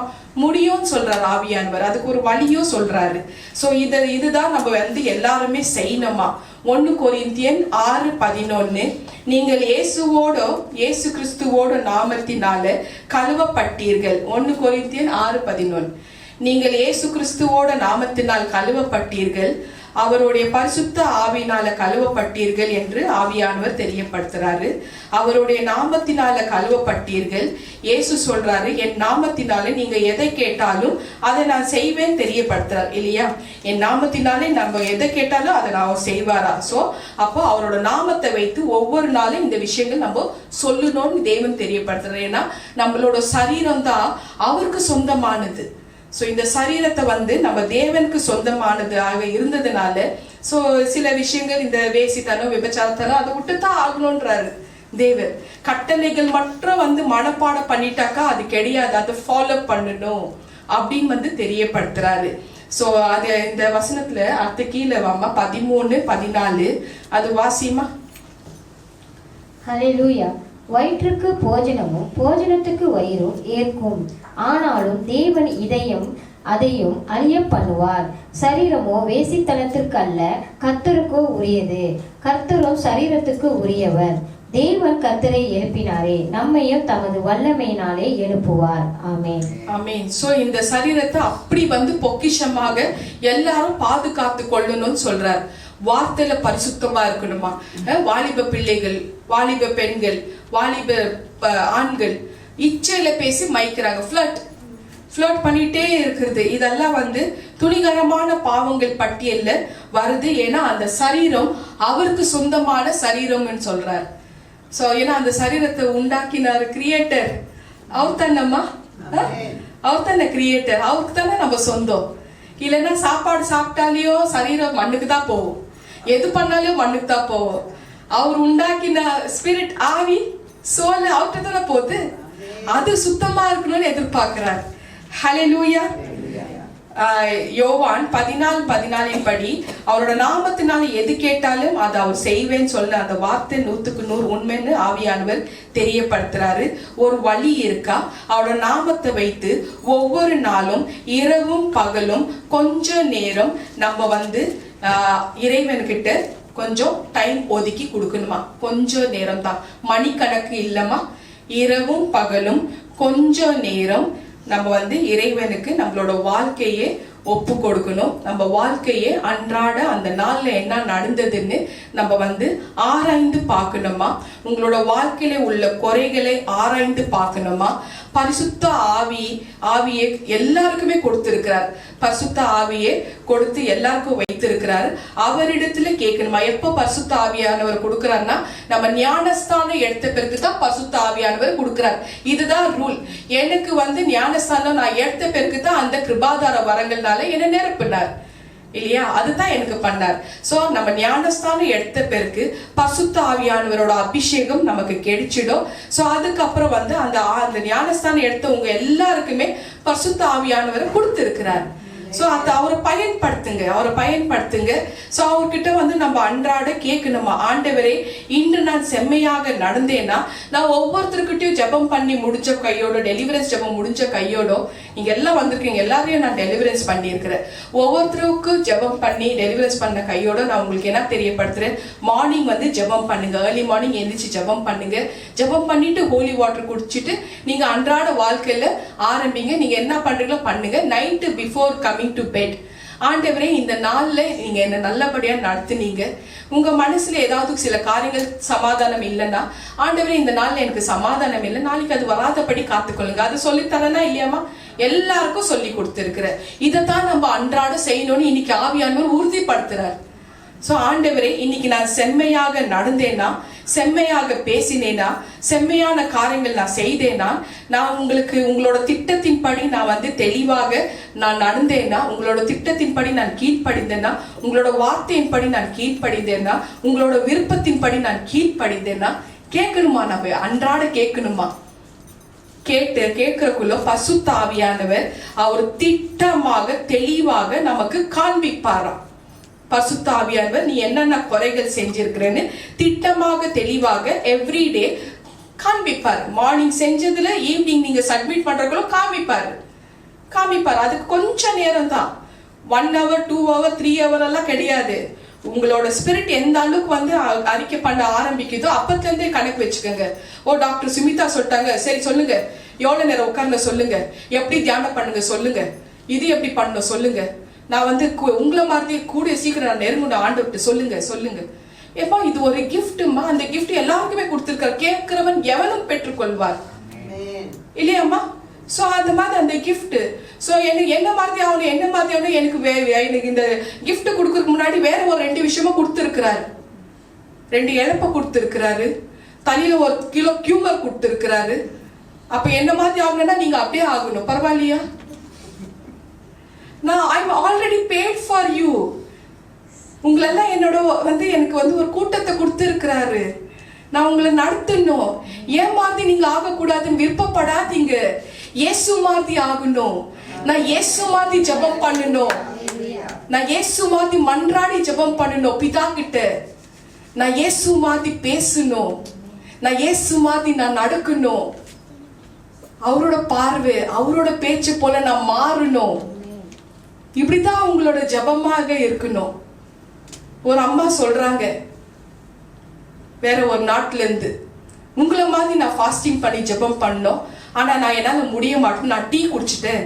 அப்ப அது எனக்கு சாபமா சொல்லுங்க. என்னம்மா இது? டீ குடிச்சிட்டா அது ஒரு சாபம்னு சொல்றாங்க. அதே அம்மா தொடர்ந்து விபச்சார வேசித்தனம் பண்ணிட்டு இருக்கிறாங்க. அப்ப அது சாபம் கிடையாதா? நீ டீ குடிச்சது சாபமான்னு கேக்குறியா? அப்ப நீ பண்ற வேசித்தனம் உனக்கு சாபம் கிடையாதா? கண்டிப்பா இந்த மெசேஜ் அவங்க பார்த்துட்டு இருப்பாங்க, எனக்கு தெரியும். நீங்க until and unless விபச்சார வேசித்தனம் விட்டா மட்டும்தான் இறைவன் உங்களுக்கு மன்னிப்பார். மன்னிக்கிறது நான் கிடையாது, இறைவன் ஏசப்பா மன்றாடுறாரு பிதா கிட்ட. அவரோட இரக்கம், அவரோட கிருபை வேணும்னா கண்டிப்பா பிதாவோட law we have to follow. எல்லா தேவ பிள்ளைகளே இயேசு மாதிரி ஜெபம் பண்ணணும். இயேசுக்கு கொடுத்த அந்த வரங்கள் எனக்கு தாங்க. கேளுங்க, பிதா கிட்ட கேளுங்க. கேட்கிறவன் எவனும் பெற்றுக்கொள்ளுவான். ஏன் கொடுக்க மாட்டார் இல்லையாமா? மாம்சமான யாவருக்கும் நான் தேவனாகிய கர்த்தர். ஆவியானவர் மாம்சமான யாவருக்கும் என் ஆவிய மலை போல ஊத்துவேன். ஒரு நொடி நம்ம அன்றாட காரியங்கள் எல்லாம் செட் பண்ணிக்கங்க. உங்களை சுத்தி என்னென்ன நடக்குது எல்லாம் செட் பண்ணிக்கங்க. செட் பண்ணிட்டு போய் உங்களோட அறைக்குள்ள உட்காருங்க, கண்ணை மூடுங்க. ஏசப்பா ஏசப்பா ஏசப்பா ஏசப்பான்னு சொல்லிட்டு பிராக்டிஸ் பண்ணுங்க. ஆட்டோமேட்டிக்லி அவர் கேட்க ஆரம்பிப்பார். நீங்க போய் உட்கார்ந்த உடனே இயேசு வர்றாரு எனக்கு வேணும்னாக்கா வர மாட்டாருமா. இது லாலிபாப் வாங்கிக்கெல்லாம் கொடுக்க முடியாது. சோ எல்லாருமே ஆயத்தமா இருந்து அவரோட வரங்களை எல்லாரும் பெற்றுக்கொள்ள முடியும் சொல்லி இருக்கிறாரு. சோ தேவன் பரிசுத்த ஆவியானவர் ஒவ்வொருத்துக்கும் கொடுத்திருக்கிறார். திட்டமா தெளிவாக நம்ம பண்ற அன்றாட காரியங்கள், நம்ம நல்ல காரியங்கள், தீமையான காரியங்கள், தவறா பேசின விஷயங்கள் அத்தனையும் கண்ணுக்கு முன்னாடி காமிச்சிடுவாரு. ஏன்னா தேவன் ஏசப்பா சொல்றாரு ஒவ்வொருத்தருக்கும் சுட்டெரிப்பின் ஆவியை கொடுத்திருக்கிறாராம். சுட்டெரிப்பின் ஆவி ஏசையா 4:3. அவர் சுட்டெரிப்பின் ஆவியாக இருக்கிறாருன்னு தேவன் தெரியப்படுத்துறார். சோ இந்த மாதிரி ஒரு சுட்டெரிப்பின் ஆவி சோ எப்படி இருக்குதுனாக்கா, பெல் கம்பெனி எல்லாம் கேள்விப்பட்டிருக்கிறீங்க இல்லையா? Bell company, Bharat heavy electricals limited, bell company, அது ஷார்ட் ஃபார்ம் அது. ஸோ இந்த மாதிரி ஒரு இடத்துக்கு நான் மேரேஜ்க்கு முன்னாடி நான் அந்த இடத்துக்கு, அந்த பெங்களூர்ல வந்து இந்த எலக்ட்ரானிக் சிட்டினே ஒரு ஏரியா இருக்கும், அந்த இடத்துல தான் பெல் கம்பெனி இருக்கு, பாரத் ஹெவி எலக்ட்ரிக்கல்ஸ் லிமிடெடு. இந்த கம்பெனிக்கு ஃபேக்டரியில நான் வந்து போறக்குள்ளோ அங்க வந்து அயன், அதாவது இரும்பு வந்து ஒரு சின்ன துண்டு என் கையில கொடுத்தாங்க. அந்த துண்டை பாருன்னு சொன்னாங்க. அந்த துண்டுல ஏதாவது வந்து ஒரு மிஸ்டேக் இருக்கா அப்படின்னு வந்து கேட்டாங்க. அது வந்து ரொம்ப அந்த பீஸ் துண்டு, இரும்பு துண்டு அப்படியே பல பல பல பல பலன்னு இருக்கு, ஒரு மிஸ்டேக்கும் இல்லை. அப்புறம் வந்து அந்த மேனேஜர் என்ன பண்ணாரு, அந்த இரும்பு துண்டை எடுத்துட்டு ஒரு மிஷின்குள்ள வைக்கிறாரு. அந்த இரும்பு துண்டு வச்ச உடனே என்னென்ன குறைகள் அந்த இரும்பு துண்டுல இருக்குது அப்படின்றது வந்து அந்த மிஷின் வந்து காமிக்க ஆரம்பிக்குது. அங்க வந்து சிஸ்டம்ல அந்த ஷீட்ல வர ஆரம்பிக்குது எவ்வளோ அந்த இரும்பு துண்டுல எவ்வளோ ஸ்பாட்ஸ் இருக்குதுன்னு சொல்லிட்டு. இது எப்படி சாத்தியம்னு அந்த டைம்ல நான் வந்து பார்க்க ஆரம்பிக்கிறேன். அப்ப அவர் எனக்கு எக்ஸ்பிளைன் பண்ணது என்னன்னாக்கா, இதற்குள்ள பிரகாசமான ஒளி கதிர்கள் பாய்ச்சப்பட்டு அதுக்குள்ள இருக்கிற குறைகளை வந்து அப்படியே வெளிப்படுத்த உதவி செய்து இந்த மிஷின். ஸோ பார்க்கறதுக்கு பார்வையில வந்து பளபளன்னு இருக்கும், ஆனா அது உள்ள வந்து என்னென்ன ஸ்பாட்ஸ் இருக்குதுன்னு அந்த மிஷின்குள்ள வச்ச உடனே சிஸ்டம் எல்லாமே காமிச்சிடும். ஸோ என்னோட ப்ராக்டிக்கல் அனுபவத்துல மேரேஜ்க்கு முன்னாடி நான் வந்து ரொம்ப ஹார்ட் ஒர்க் பண்ணியிருக்கிறேங்க. எங்க அம்மாவை எனக்கு அது என்னோட விடாமுயற்சி, நல்லா படிக்கணும், வேலைக்கு போகணும், எங்க அம்மாவுக்கு வந்து நல்ல ஹெல்த்து பார்த்துக்கணும், நான் பிரைவேட் ஹாஸ்பிட்டல்ல எங்க அம்மாவுக்கு ட்ரீட்மெண்ட் கொடுக்கணும். என்னோட ஆம்பிஷன் முதலாவது எங்க அம்மாவுக்கோட ஹெல்த் பிரைவேட் ஹாஸ்பிட்டல்ல ட்ரீட்மெண்ட் கொடுக்கணும். ரெண்டாவது ஆம்பிஷன் எங்க அம்மாவை சொந்த வீட்டுல உட்கார வைக்கணும். இதுதான் என்னோட ஆம்பிஷன். படிச்சு ஹையஸ்ட் ஸ்கோர் எடுத்து ஸ்காலர்ஷிப் வந்தது, 5 வருஷம் படிச்ச கையோட வந்து எனக்கு நல்ல ஒரு வேலை, ஜுவல்லரி ஷோரூம்ல வேலை கிடைக்குது. 1995ல போறேன், கிட்டத்தட்ட 7-8 வருஷம் அங்க வேலை செய்யறேன்.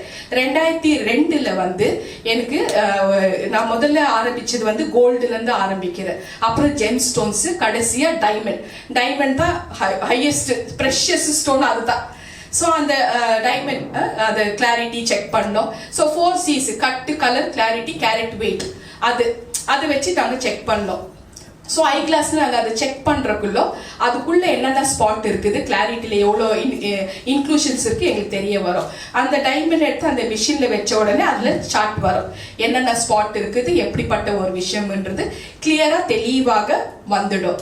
ஸோ எனக்கு வந்து என்னன்னாக்கா ஜிஐஏல வந்து ஜெமாலஜிக்கல் இன்ஸ்டிடியூட் ஆஃப் அமெரிக்கால வந்து எனக்கு ஒரு விஷயம் வந்தது, ஒரு ப்ரோக்ராம் இருந்தது. அதுக்கு நாங்கள் சூரத்துக்கு போனோம்.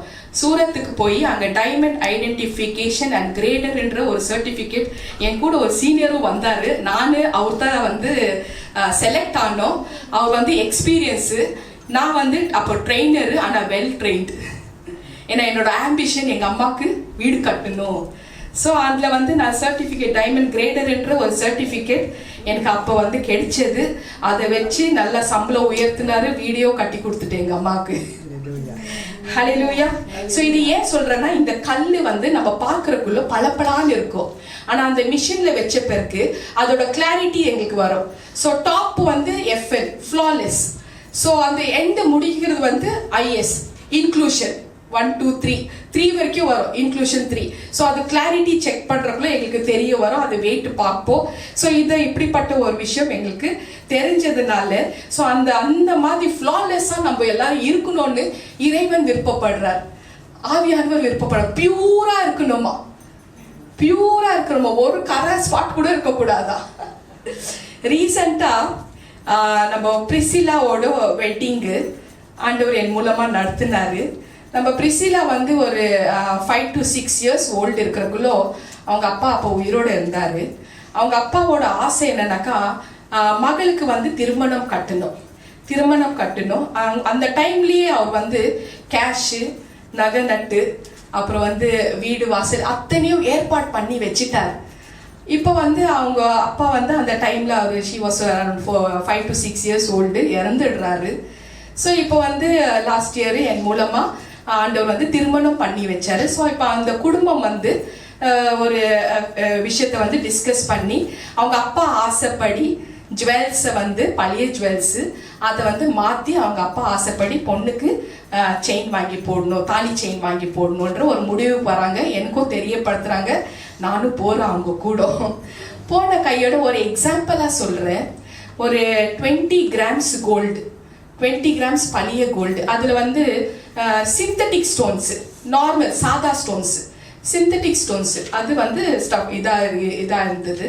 ஸோ அந்த சேல்ஸ் பர்சன் என்ன பண்றான், அதை வெயிட் போட்டு 20, ஒரு அப்ராக்சிமேட்டா சொல்றேன், 20 கிராம்ஸ் உங்களோட பழைய நகை, நான் போய் மேனேஜர்கிட்ட கேட்டு வரேன். மேனேஜர்கிட்ட போனா மேனேஜர் ஒரு அப்ராக்சிமேட்டா 15 கிராம்ஸ், 5 கிராம்ஸ் கல்லுக்கு போயிடும், 15 கிராம் தான் வரும், போய் சொல்லுன்றான். இவன் வரான், வந்து சொல்றாங்க, பிரிசியோட ஃபேமிலிகிட்ட சொல்றாங்க, இந்த மாதிரி 15 கிராம் தான் வரும், மேனேஜர் சொல்லிட்டாங்க. நான் அப்படியே வந்து ஸ்கேன் பண்ணிட்டு இருக்கிறேன், வெயிட்டை ஸ்கேன் பண்ணிட்டேன், எவ்வளவு வெயிட் இருக்குதுன்னு. நான் கிரேடர் ஆச்சேன், டைமண்ட் கிரேடர் இருக்கு, அவனுக்கு தெரியாது. ஆனா அது பார்த்துட்டேன்னா 5 கிராம் எடுக்கிறேன். நான் அதுல இருக்கிறது பார்த்தா 0.300 மில்லிகிராம் தான். 1 கிராமுக்கு 1000 மில்லிகிராம் இருக்கு, அதுல 0.300 தான் இருக்கு. இவன் பார்த்தா கொள்ள அடிக்கிறான் 5 கிராம்.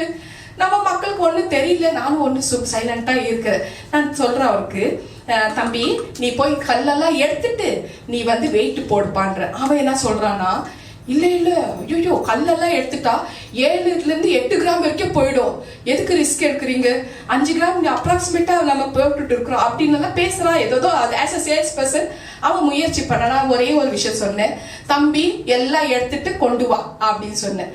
போன அரை மணி நேரம் அவன், பரவாயில்ல நாங்க வெயிட் பண்றோம், பரவாயில்ல. போனா எடுத்துட்டு வந்தா 19.7 கிராம்ஸ் இருக்கு. சோ எப்படி பாருங்க, எப்படி எல்லாம் கொள்ள அடிக்கிறாங்க. அப்பதான் அவன் கேட்டான், என்ன நீங்க லாயரா, நீங்க டீச்சரா?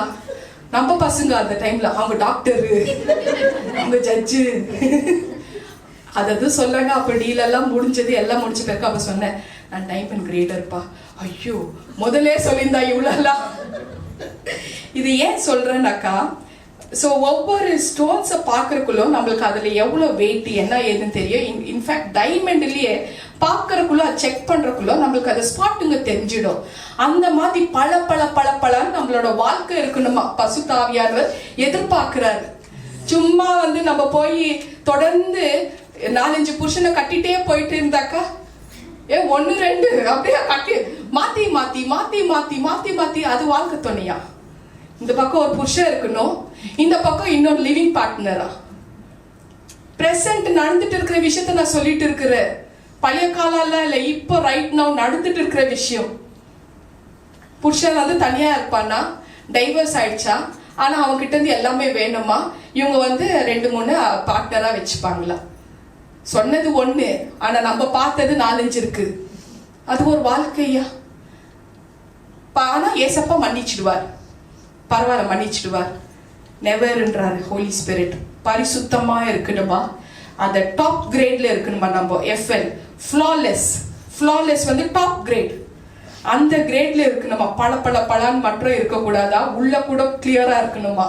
மேல் நோட்டத்துக்கு பல பலான்னு இருந்து இப்போ அட்ராக்ஷன் ஒரு இது பழம், மாம்பழமா என்ன பழமா, ஏவலக்கா சாப்பிட்டது பார்த்தது, ஆப்பிளா, நீங்களே பேர் வச்சுக்கோங்க, ஆப்பிள், மாம்பழம், ஆரஞ்சு, அப்படியே மாத்திட்டே போகுது. ஒரு பழம் ஜீவ விருட்சத கனி, அவ்வளவுதான். அந்த கனி பாக்குறதுக்கு அட்ராக்ஷனா இருக்குங்க. அவ்வளோ தோட்டத்துல அவ்வளோ பழம் இருக்குது, எதுவுமே பிடிக்கல. அது சாக போகுதுன்னு தெரியும், அந்த பழத்தை அட்ராக்ட் பண்ணுதுன்னா உள்ள அவ்வளோ அழுக்கு கொழுக்கு எல்லாமே இருக்கு, அழுவி போயிருக்கு, தெரியவே இல்லை, அது சாப்பிட்டுச்சு.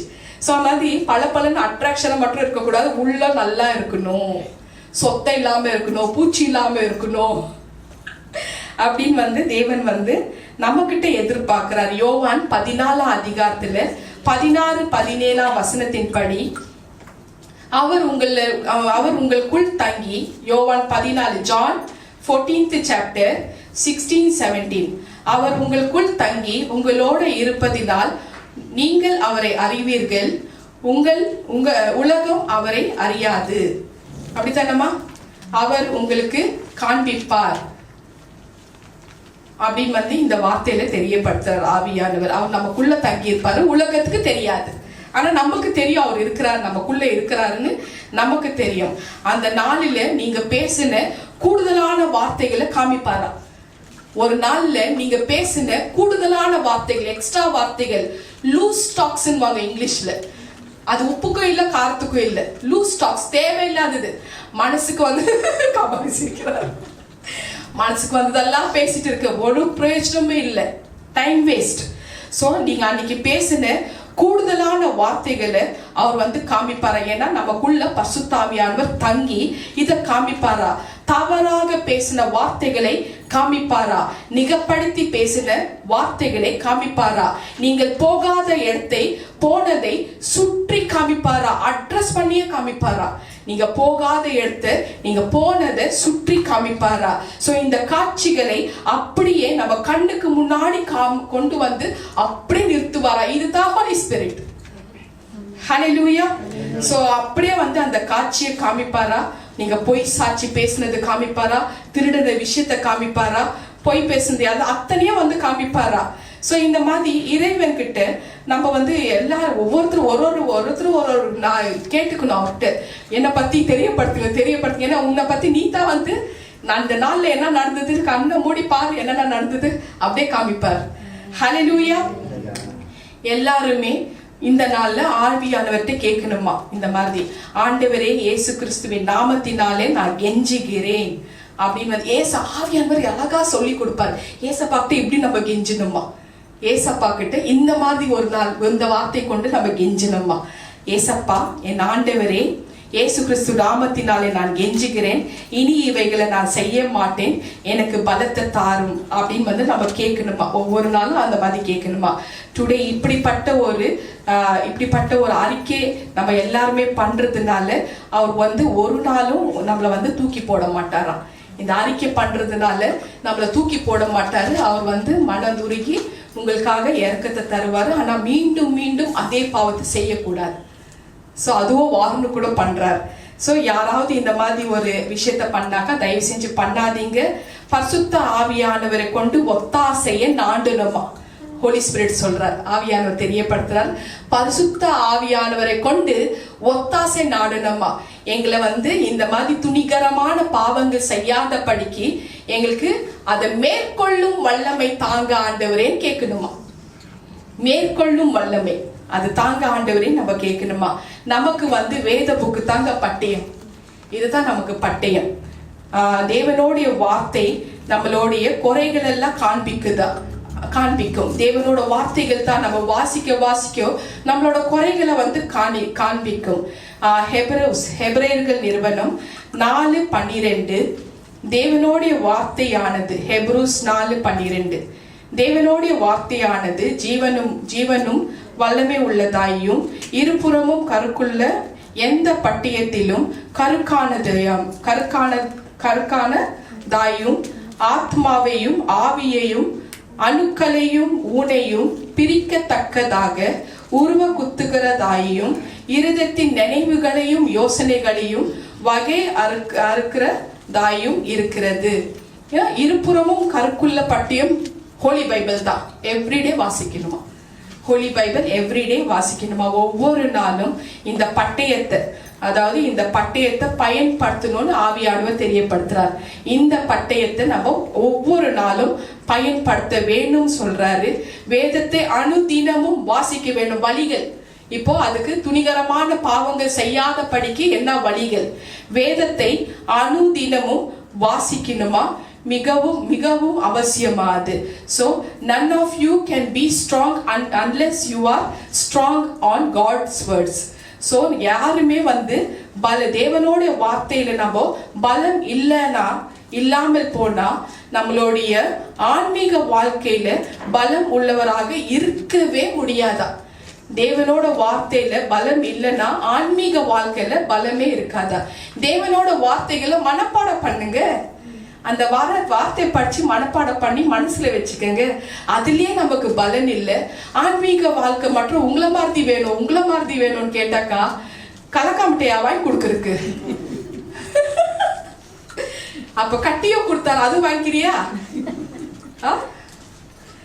ஆல்ரெடி நான் உங்களுக்காக பே பண்ணிட்டேன், ஏன் ஏமாறுதி ஆகணும்னு உங்களுக்கு விருப்பம்.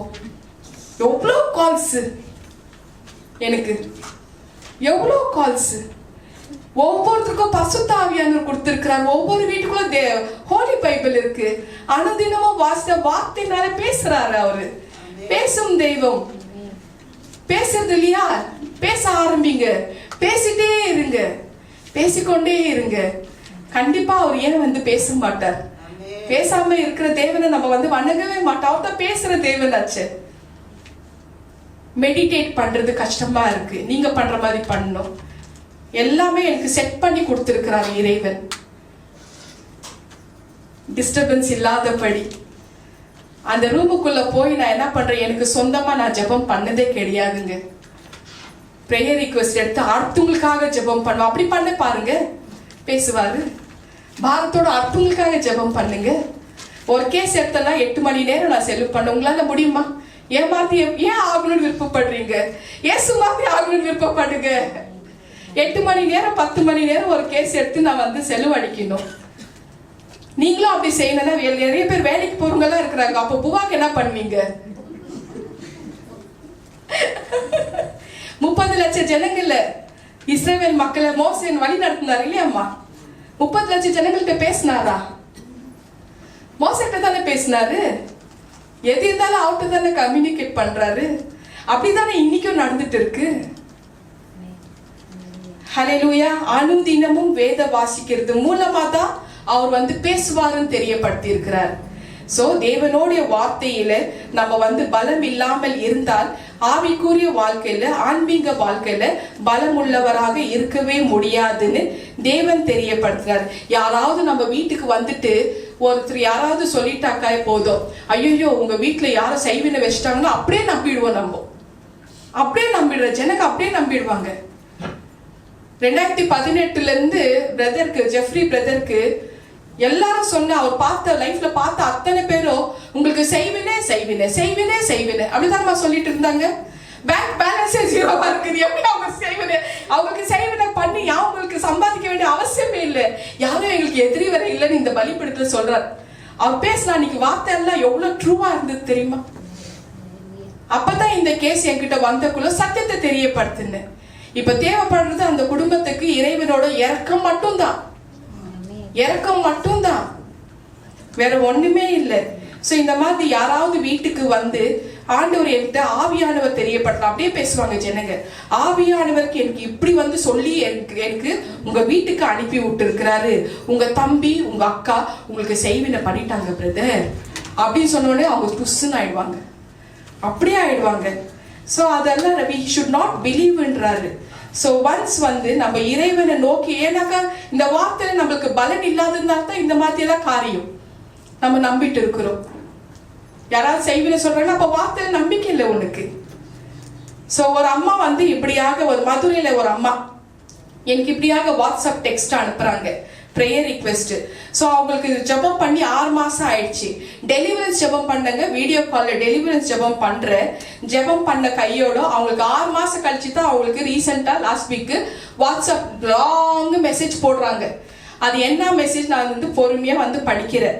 அவங்க சொல்றாங்க, சிஸ்டர் நீங்க வந்து 6 மாசம் ஆச்சு எனக்கு ப்ரே பண்ணி, ரொம்ப நல்லா இருந்தது எனக்கு.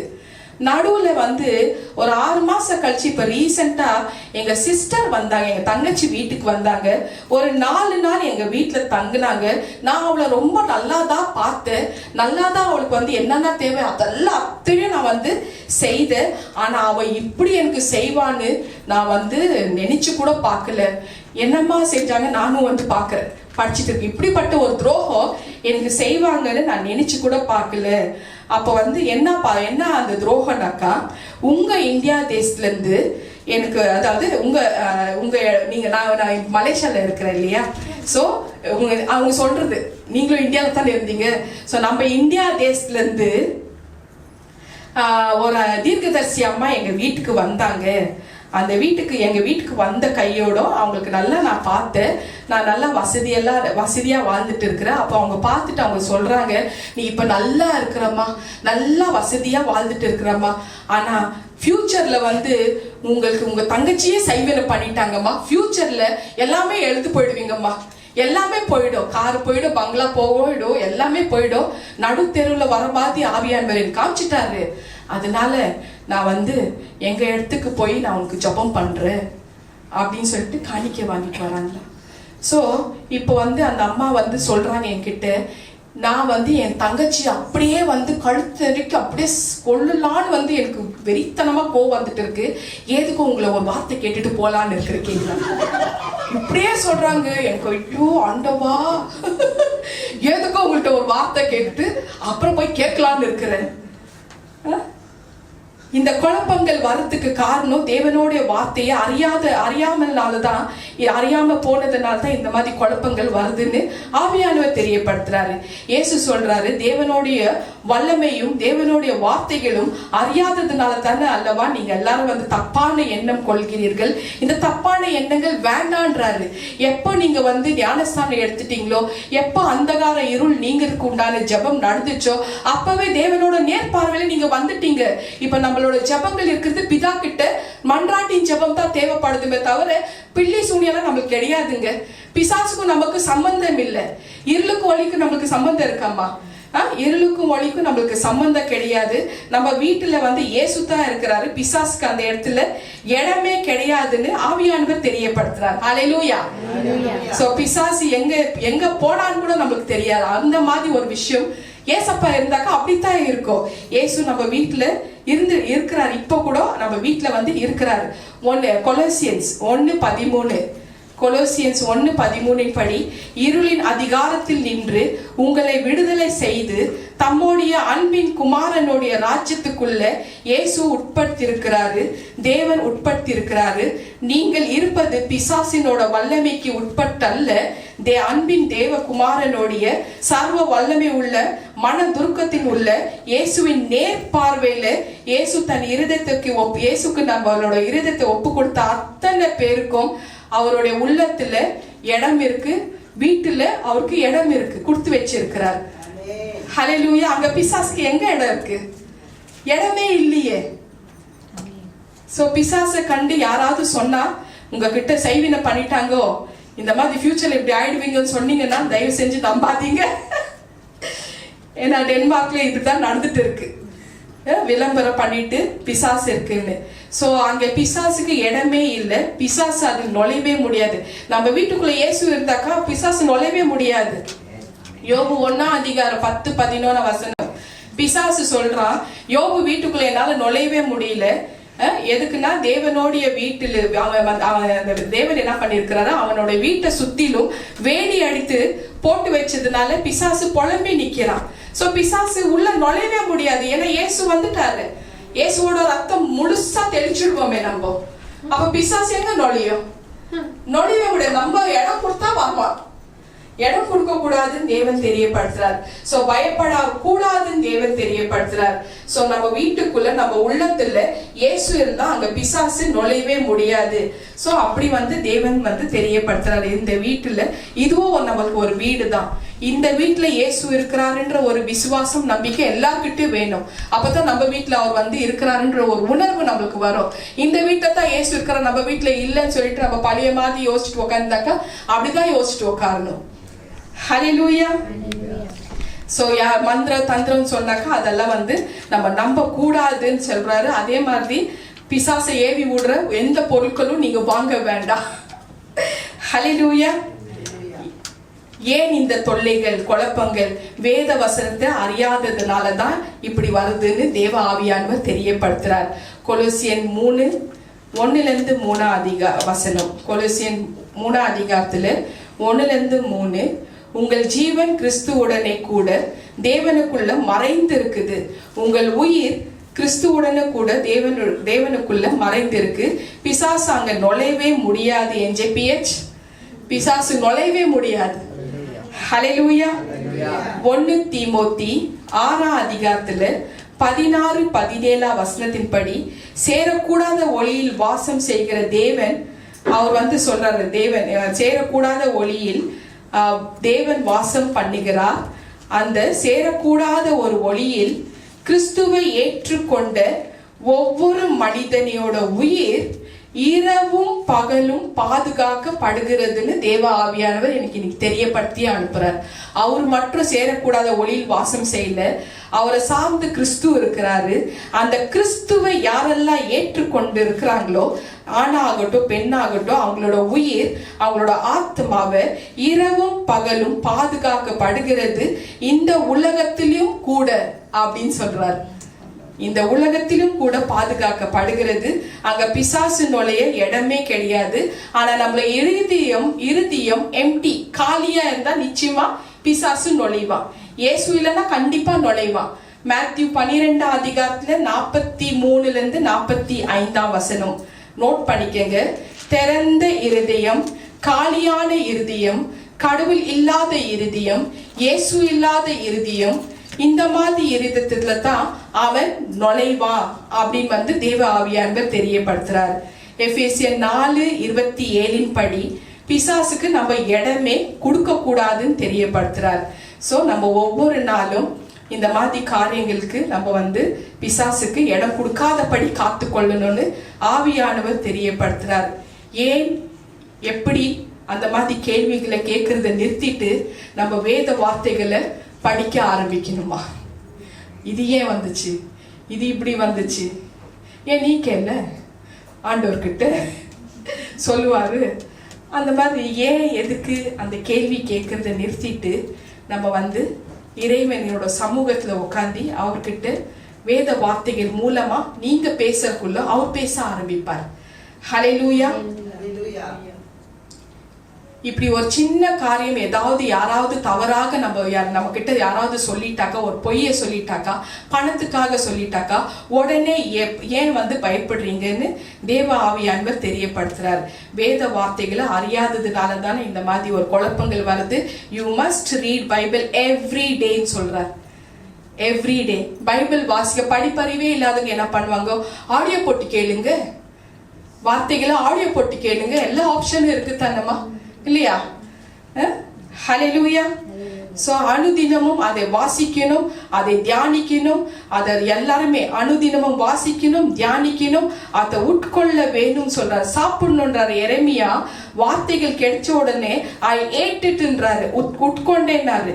சோ அந்த மாதிரி சாப்பிடணும்னு தேவ ஆவியானவர் தெரியப்படுத்துறாரு. நம்மளுடைய இருதயத்துல ஆழத்துக்குள்ள இருக்கிற தப்பான காரியங்கள், நம்ம எப்பெல்லாம் தேவனோட வார்த்தைகளை வாசிக்க ஆரம்பிக்கிறோமோ, நம்ம இருதயத்துக்குள்ள இருக்கிற தப்பான காரியங்களை காண்பிப்பாரா, அதை எடுத்து விலக்கி கழுவி விட்டுடுங்கன்னு தெரியவும் படுத்துவாரா, அதை நம்மளோட இருதயத்தை பலப்படுத்துவாருன்னு தேவன் தெரியப்படுத்துறார்.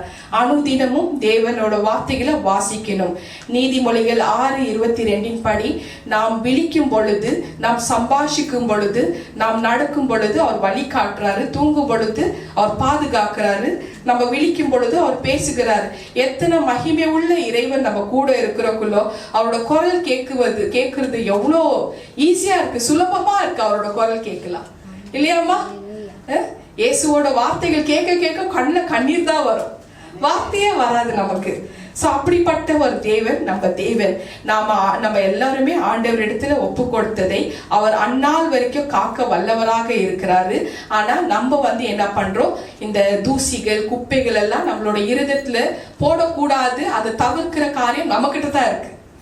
நம்ம தானே போட்டுக்கிறோம், தூசியோ குப்பையோ நம்மளே போட்டுட்டு ஏசப்பா என்ன மன்னிச்சிடுவார், ஏசப்பா என்ன மன்னிச்சிடுவார். ஒரு காலம் மன்னிக்க மாட்டார். ஏன்னா அவர் தானே மன்றாடுறார் பிதா கிட்ட, பிதா மன்னிச்சதானே உண்டு. அப்போ ஏசப்பா மறுதளிச்ச பிறகு பிதா எப்படி மன்னிப்பாரு? அவரோட ரத்தத்தை காலில் மிதிச்சு அசுத்த ரத்தம் சொல்லிட்ட பிறகு எப்படிப்பா மன்னிப்பாரு? ஜீவனுள்ள தேவன் கையில மாட்டிக்குவீங்க இல்லையா நம்ம? சோ அதுல நம்ம எல்லாரும் எச்சரிக்கையாக இருக்கணுமா? தூசியோ துரும்பையோ குப்பையோ புழுதியோ நம்மளோட ஆத்மாக்குள்ள போடுவது நிறுத்துறது, தடுக்கிறது நம்ம கையில தான் இருக்குதுன்னு தேவ ஆவியானவர் தெரியப்படுத்தினார். சோ ஒவ்வொரு நாளும் ஆத்மாவை ஆராய்ந்து பார்க்கணுமா? நீதி செய்கிறவர்கள் இன்னும் நீதி செய்யணுமா? பரிசுத்தம் உள்ளவர்கள் இன்னும் பரிசுத்தமாகணுமா? பரிசுத்த ஆவியானவர் பரிசுத்தமாக வாழ்றது ரொம்ப கஷ்டமான காரியமே இல்லைன்றார் ஆவியானவர். கஷ்டமான காரியமே இல்லை, ஒரு வழி இருக்கு.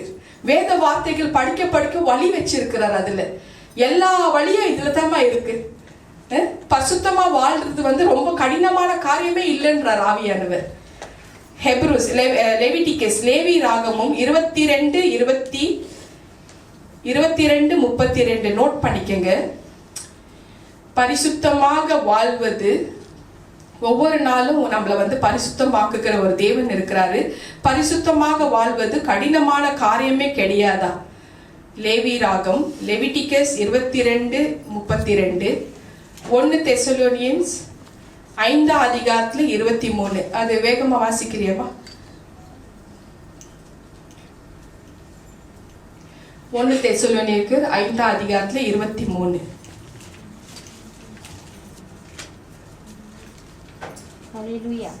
சமாதானத்தின் தேவன் தாமே உங்களை முற்றிலும் பரிசுத்தமாக்குவாராக. உங்கள் ஆவி, ஆத்மா, சரீரம் முழுவதும் நம்முடைய கர்த்தராகிய இயேசு கிறிஸ்து வரும்போது குற்றமற்றதா இருக்கும்படி காக்கப்படுவதாக. ஆமென். அது காக்கப்படுகிறது நம்ம கையில தான் இருக்கு. அடுத்தது வாசிச்சுமா, லேவிட்டிகஸ் 22:32.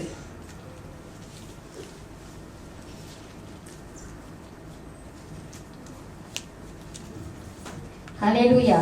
என் பரிசுத்த நாமத்தை பரிசுத்த குலைச்சலாக்காது இருப்பீர்களாக. நான் இஸ்ரவேல் புத்திரர் நடுவே பரிசுத்தர் என்றும் மதிக்கப்படுவேன். நான் உங்களை பரிசுத்தமாக்குற கர்த்தர். நான் உங்களுக்கு தேவனாய் இருப்பதற்காக உங்களை எகிப்து தேசத்திலிருந்து புறப்பட பண்ணினேன். நான் கர்த்தர் என்று சொல் என்றார். ஆமென். சோ இந்த பரிசுத்த ஆவியின் ஒத்தாசையை நம்ம வந்து அனுதினமும் நாடுனமா, உங்களை பரிசுத்தமாக்குற வல்லமை ஆண்டவருக்கு மட்டும்தான் உண்டு. அனுதினமும் ஜபத்தின் மூலமா அவரை நம்ம பார்க்க முடியும். அனுதினமும் ஜபத்தின் மூலமா அவரை நம்ம பார்க்க முடியும்.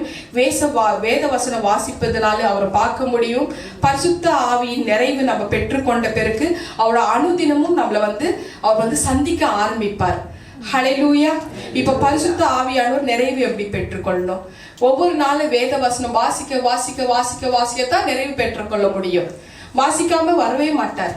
தியானம், அவருக்கு ஜபம் பண்ண தெரியலையா, தியானம் பண்ண தெரியலையா, கண்ணை மூடி உட்காரணும். ஏசு ஏசு ஏசுன்னு கூப்பிடுங்க, ஏன் வர மாட்டார்? கண்டிப்பா வருவார். ஹல்லேலூயா. கர்த்தரின் பரிசுத்த நாமத்துக்கு ஸ்தோத்திரம். சோ ஒவ்வொரு நாளும் நம்ம வந்து பரிசுத்தமாக வாழ முடியும். சோ முடியாத காரியத்தை தேவன் சொல்லவே மாட்டாராம். முடியாத காரியம் நம்மளுக்கு சொல்லவே மாட்டார். நம்மளோட திராணிக்கு மீறின உபத்திரவத்தை நம்மளுக்கு கொடுக்க மாட்டார், இல்லையாமா? அதே மாதிரி முடியாத காரியத்தை நம்மளுக்கு சொல்ல மாட்டார். நம்மளால வாழ முடியும். ஆனா அன்டில் அண்ட் அன்லெஸ் தூசிய துரும்ப நம்ம வந்து போடாம நம்ம காத்து கொள்ளணும். நம்ம தான் வந்து காத்து கொண்டு வாழ ஆரம்பிக்கணும். பரிசுத்தமாக வாழ ஆரம்பிக்கணும். தேவன் வந்து இதுதான் நம்ம கிட்ட எதிர்பார்க்கிறார். வேற என்ன எதிர்பார்க்கிறார்? காசு, பணம், எதுவுமே ஏதாவது நகை நட்டு ஏதாவது எதிர்பார்த்தாங்களா? இல்லம்மா. ஒரு சாது இல்லைன்னா குரு, எது வச்சுக்கலாம்? சாது சாரா குரு சாரா, நீங்க எது வச்சுனாலும் எனக்கு ஓகே. ஒரு சாது கண்டிப்பா அவங்களுக்கு சீஷர் இருப்பார். ரொம்ப ஹிஸ் அ ஹோலி பர்சன். ரொம்ப பரிசுத்தமான ஒரு வாழ்க்கை.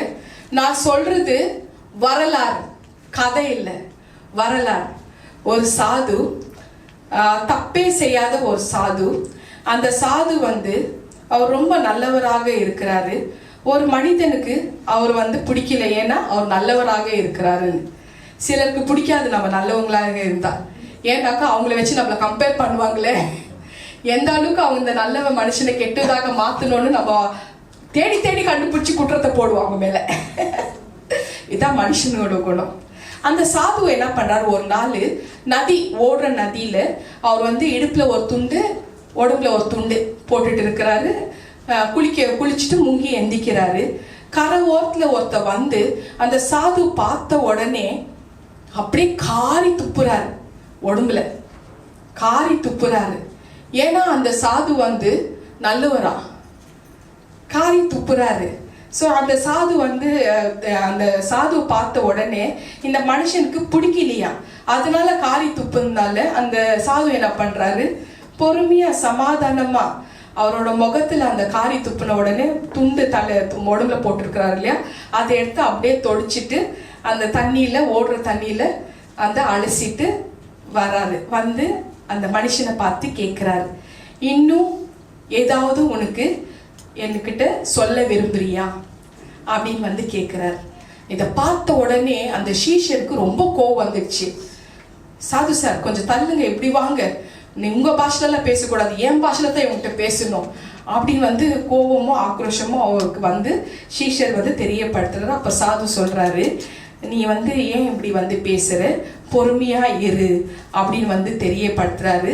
ஸோ அவனை பார்த்து ஒரு கேள்வி இப்படியாக கேட்கிறாரு, நீ என் இடத்துல வேற ஏதாவது சொல்ல விரும்புறியா அப்படின்னு கேட்ட உடனே அந்த சாது அந்த மனுஷன் அப்படியே முறைச்சிட்டு அப்படியே அவரை பார்த்துட்டு இருக்கிறாரு.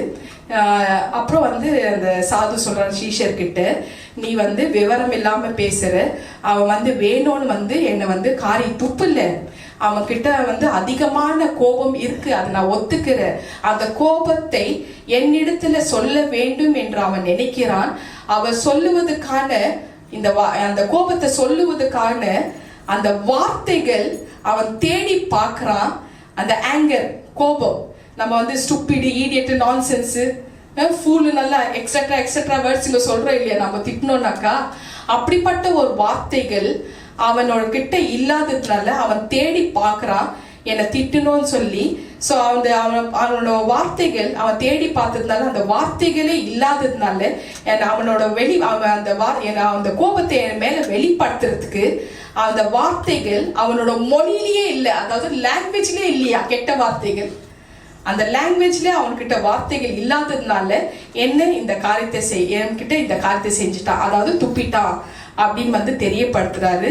அதே நேரத்துல அந்த சாது சொல்றாரு, இது அவனோட தப்பு இல்லை, மொழியோட தப்பு தான். மொழினா லாங்குவேஜ்மா, மொழியோட தப்பு தான். இதனால தான் அவன் துப்புனா, ஏன்னா இந்த மாதிரி ஒரு சின்ன விஷயத்த போய் பெருசாக்குறியே, ஸோ இது மொழியோட தப்பு அப்படின்னு ஏன்னா வார்த்தை பலகீனமானது, ஏன்னா அந்த வார்த்தைகள் அவங்களோட மொழியிலேயே இல்லை, கோபத்தை வெளிப்படுத்த அவன் துப்பிட்டான் அவ்வளவுதான் அப்படின்னு சொல்லிட்டு இவர் பாட்டுக்கு கிளம்பி போயிடுறாரு. இந்த வார்த்தைகள் கேட்டுட்டு இருந்த அந்த காரி துப்புன மனுஷன் அப்படியே அந்த சாது பாக்குறாரு. அந்த முகத்துல ஒரு பிரகாசம், ஒரு ஒளி, அந்த பேசுற ஒரு விதத்துல அந்த நளினம், அந்த குளோரின்னு சொல்லுவோம் இல்லையா நம்ம. ஸோ அந்த முறை, அந்த பேசுற முறை, அந்த ஒளி வெள்ளம் அவர்கிட்ட அப்படியே பாய்ந்து போனது. அவரோட இருதயத்துல அந்த காரி துப்புனால அந்த மனுஷனோட இருதயத்தை ஏதோ ஒன்று பண்ணிடுச்சான். ஸோ கொஞ்சம் ஒரு நொடி அவன் யோசிச்சு பார்த்தான்னா, ஐயோ நான் தப்பு செஞ்சுட்டனோ, நல்ல மனுஷனை காரி துப்பிட்டனோ அப்படியெல்லாம் யோசிக்க ஆரம்பிக்கிறான். ஸோ அதுக்கப்புறம் நெக்ஸ்ட் டே மார்னிங் இவர் பிடிக்கிற, ஏன்னா போயிட்டாரு இல்லையா, அடுத்த நாள் மார்னிங் நதியில தானே வரணும் குளிக்கிறதுக்கு. சரி, அவர் வரத்துக்கு முன்னாடி இவர் வந்துடுறாரு. வந்துட்டு நதியில நின்று இருக்கிறார். எப்படியோ சாது சார் இங்க நதிக்கு தான் வருவாரு, அதே மாதிரி வராரு. வழக்க போல அதே மாதிரி துண்டு போட்டுட்டு முங்கி எந்திக்கிறாரு. எந்திரிச்ச உடனே அந்த காரி துப்புனால அந்த பர்சன் அப்படியே காலை பிடிச்சிக்கிறாரு. காலை பிடிச்சி கத்தரி அழுறக்குள்ள ஸ்லிப் ஆகி அவரு முங்கி எந்திக்கிறாரு வேற. ஸோ அப்போ கூட காலை பிடிச்சிருந்து விடவே மாட்டேன்றாரு.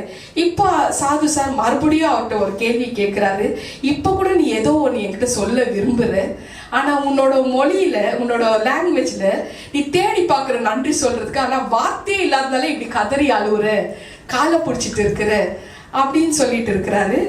அதனால இது நீ என்கிட்ட நன்றி சொல்ல நீ விருப்பப்படுற, ஆனா வார்த்தை இல்லாதனால கதறி அழுவுற அப்படின்னு சொல்லக்குள்ள இந்த மனுஷன் சொல்றாரு, நீ இந்த மாதிரி எல்லாம் சொல்லிட்டு என்னை ஏமாத்த முடியாது, நான் எனக்கு தெரியும் நான் தப்பு செஞ்சு இருக்கிறேன், எனக்கு உறுத்துது, நீங்க மன்னிக்கணும், நீங்க மன்னிச்சுட்டேன்னு சொன்னாதான் நான் உங்க காலை விட்டு நான் போவேன், விட்டுட்டு போவேன், இந்த இடத்த விட்டு நான் போவேன் அப்படின்னு சொல்றக்குள்ளும் அப்போ சாது சார் எவ்வளோ ரியலிஸ்டிக்கா பேசுறாரு, எவ்வளோ லாஜிக்காக பேசுறாருனாக்கா, நேத்து நீ என் மீது கோபம் கொண்ட என்னை காரியோ துப்புன்னு, அந்த நேத்து உள்ள மனுஷன் நீ வேற, ஆனா இன்னைக்கு என்னை காலை பிடிச்சி நீ அழுதுட்டு இருக்கிற, கண்ணீர் விட்டு அழுதுட்டு இருக்கிற, இந்த நீ வேற. நேற்று வரத்துக்கு வேற ஒரு மனுஷன், இன்னைக்கு வேற ஒரு மனுஷனை நான் பாக்குறேன், அவன் வேற இவன் வேற அப்படின்னு தெரியப்படுத்துறாரு. நீ நேத்து இருந்த அதே வெறுப்போடோ, அதே கோபத்தோட, அதே ஆக்ரோஷத்தோடோ இன்னைக்கு இருக்கிறியா? நீ இல்ல, மாறிட்டான் இல்லையா? சோ அதே நேரத்துல இந்த நேத்து இருந்த இந்த நதி ஓடிட்டே இருக்குமா, ஓடிட்டே இருக்கும். நம்ம காலில் ஒரே தண்ணியில நிக்க முடியாது, ஒரே தடவை 2 தண்ணிலையும் நிக்க முடியாது, போயிட்டு புது தண்ணி வந்துடும். ஸோ ஓடிட்டே இருக்கு. நேத்து இந்த நதியில நான் கால் வைத்தேன், அந்த தண்ணீர் ஓடிவிட்டது. நதி நகர்ந்து கொண்டே இருக்குது. ஸோ ஒரே தண்ணீர்ல 2 முறை நான் கால் வைக்க முடியாது. அந்த தண்ணீர் ஓடிவிட்டது. அது போலதான் நேத்து நீ இருந்த மனிதன் நீ வேற. ஸோ நீயும் இந்த நீ துப்புன ஒரு விஷயத்த நான் ஓடுற நதியில நான் கழுவிட்டேன். ஸோ இன்னைக்கு உன்னோட மாற்றங்கள் வந்துச்சு. இன்னைக்கு நீ வேற. தப்பே செய்யாத உன்னை நான் ஏன் மன்னிக்கணும்? இல்லையா? நியாயமா தானே இருக்கு. ஸோ இப்ப நீ தப்பே செய்யலையே, நீ உணர்ந்துட்டியே, உன்கிட்ட அந்த மாற்றத்தை தான் நான் எதிர்பார்த்தேன். இப்ப நான் என்ன பண்றேன், ஓடுற நதியில உன்னை நான் நிக்க வைக்க மாட்டேன். இப்ப நான் என்ன பண்றேன், உனக்கு ஒரு பாண்டு மாதிரி அந்த நதியில கட்டிடுறேன். சுத்தி கல்ல வச்சுட்டு ஒரு பாண்ட் ஆயிடும், குளம், தண்ணி ஓடாது. இப்ப இந்த தண்ணியில நீ நிக்கிற, இது பரிசுத்தமா இருக்கு. அதே தண்ணி போக போக நாட்கள் போக போக என்ன ஆகும், சேராகும், அழுக்கா இருக்கும். நீ துப்புறியா இல்ல முழுங்குறியா, அது இட்ஸ் அப் டு யூ. அது பாக்டீரியாஸ் எல்லாமே வரும். ஸோ அந்த நீ அந்த தண்ணியை மெயின்டைன் பண்ற வேலை உந்துத்தா, இல்லைன்னா இந்த மாதிரி சகதியா தான் நிக்குவேன். இப்ப கழுவுறதுக்கு தண்ணி கூட இல்லை. சோ அப்ப அவரோட ரத்தத்தினால கழுவப்பட்டு நம்ம மீண்டும் மீண்டும் துணிகரமா பாவம் செஞ்சா நிலைமை இப்படிதான். கழுவ முடியாது.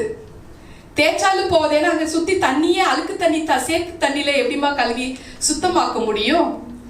துணிகரமான பாவங்கள் செய்து நம்ம நிறுத்துவோம். அந்த கரைகள் நமக்கு வேண்டாம். அதை தடுக்க நம்மளால தான் முடியும். ஒவ்வொரு நாளும் வேத வாசிக்கிறது மூலமா நம்ம பரிசுத்தமாக முடியும். பரிசுத்த ஆவியானவரோட ஒத்தாசையை நம்ம நாடுவோம். நமக்கு அந்த கரை வேண்டாம். நம்மளே அவர் காக்க வல்லவராக இருக்கிறார்.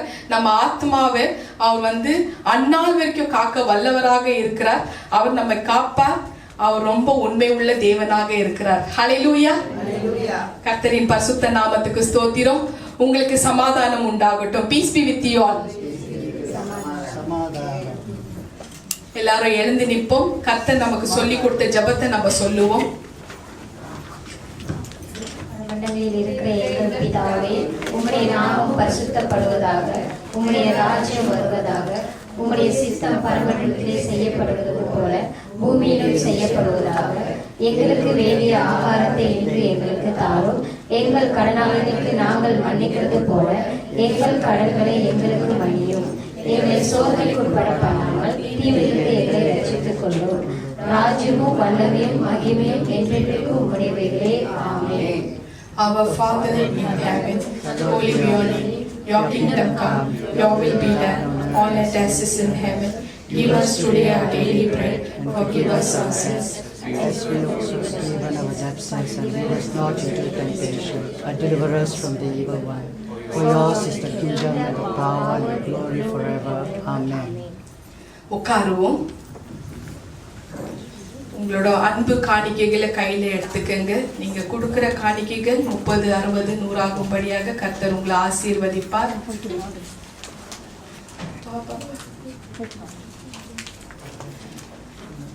Music team.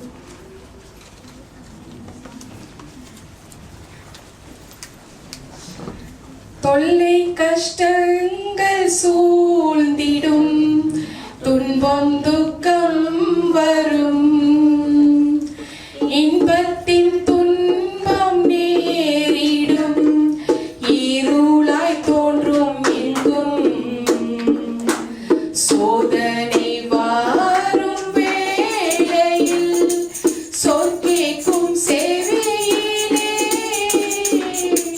பரத்தில் இருந்து ஜெயம் வரும், பரனென்னை காக்க வல்லோ.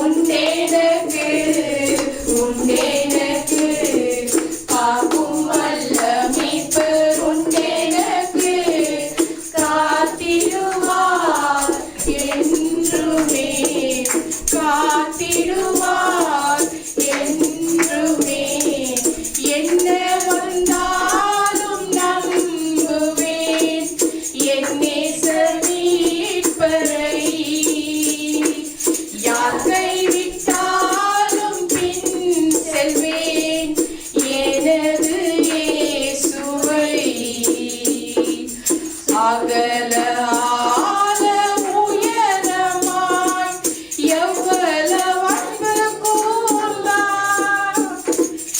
என்ன துன்பங்கள் வந்தாலும் அவர் என்னை கைவிட மாட்டார். காக்கும் வல்ல மீட்பர் உண்டெனக்கு, உண்டெனக்கு, உண்டெனக்கு.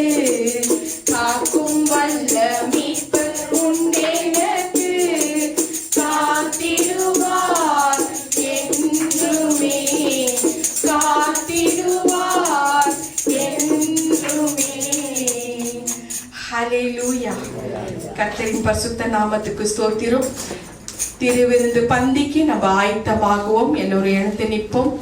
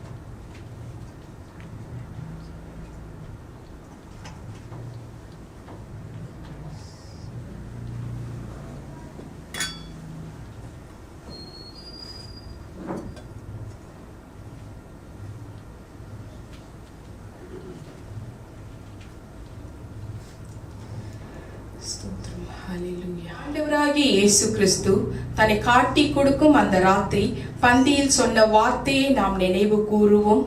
இயேசு கிறிஸ்து அப்பத்தை தன் கையில் எடுத்து அதை ஸ்தோத்தரித்து அதை பிரித்து, இது உங்களுக்காக பிக்கப்பட்ட என்னுடைய சரீரம், இதை வாங்கி உண்ணுங்கள், என்னை நினைவு கூறும்படியாக இதை செய்யுங்கள். அதை நாம் செய்வோம். இது இயேசு கிறிஸ்துவின் சரீரம். ஆமென்.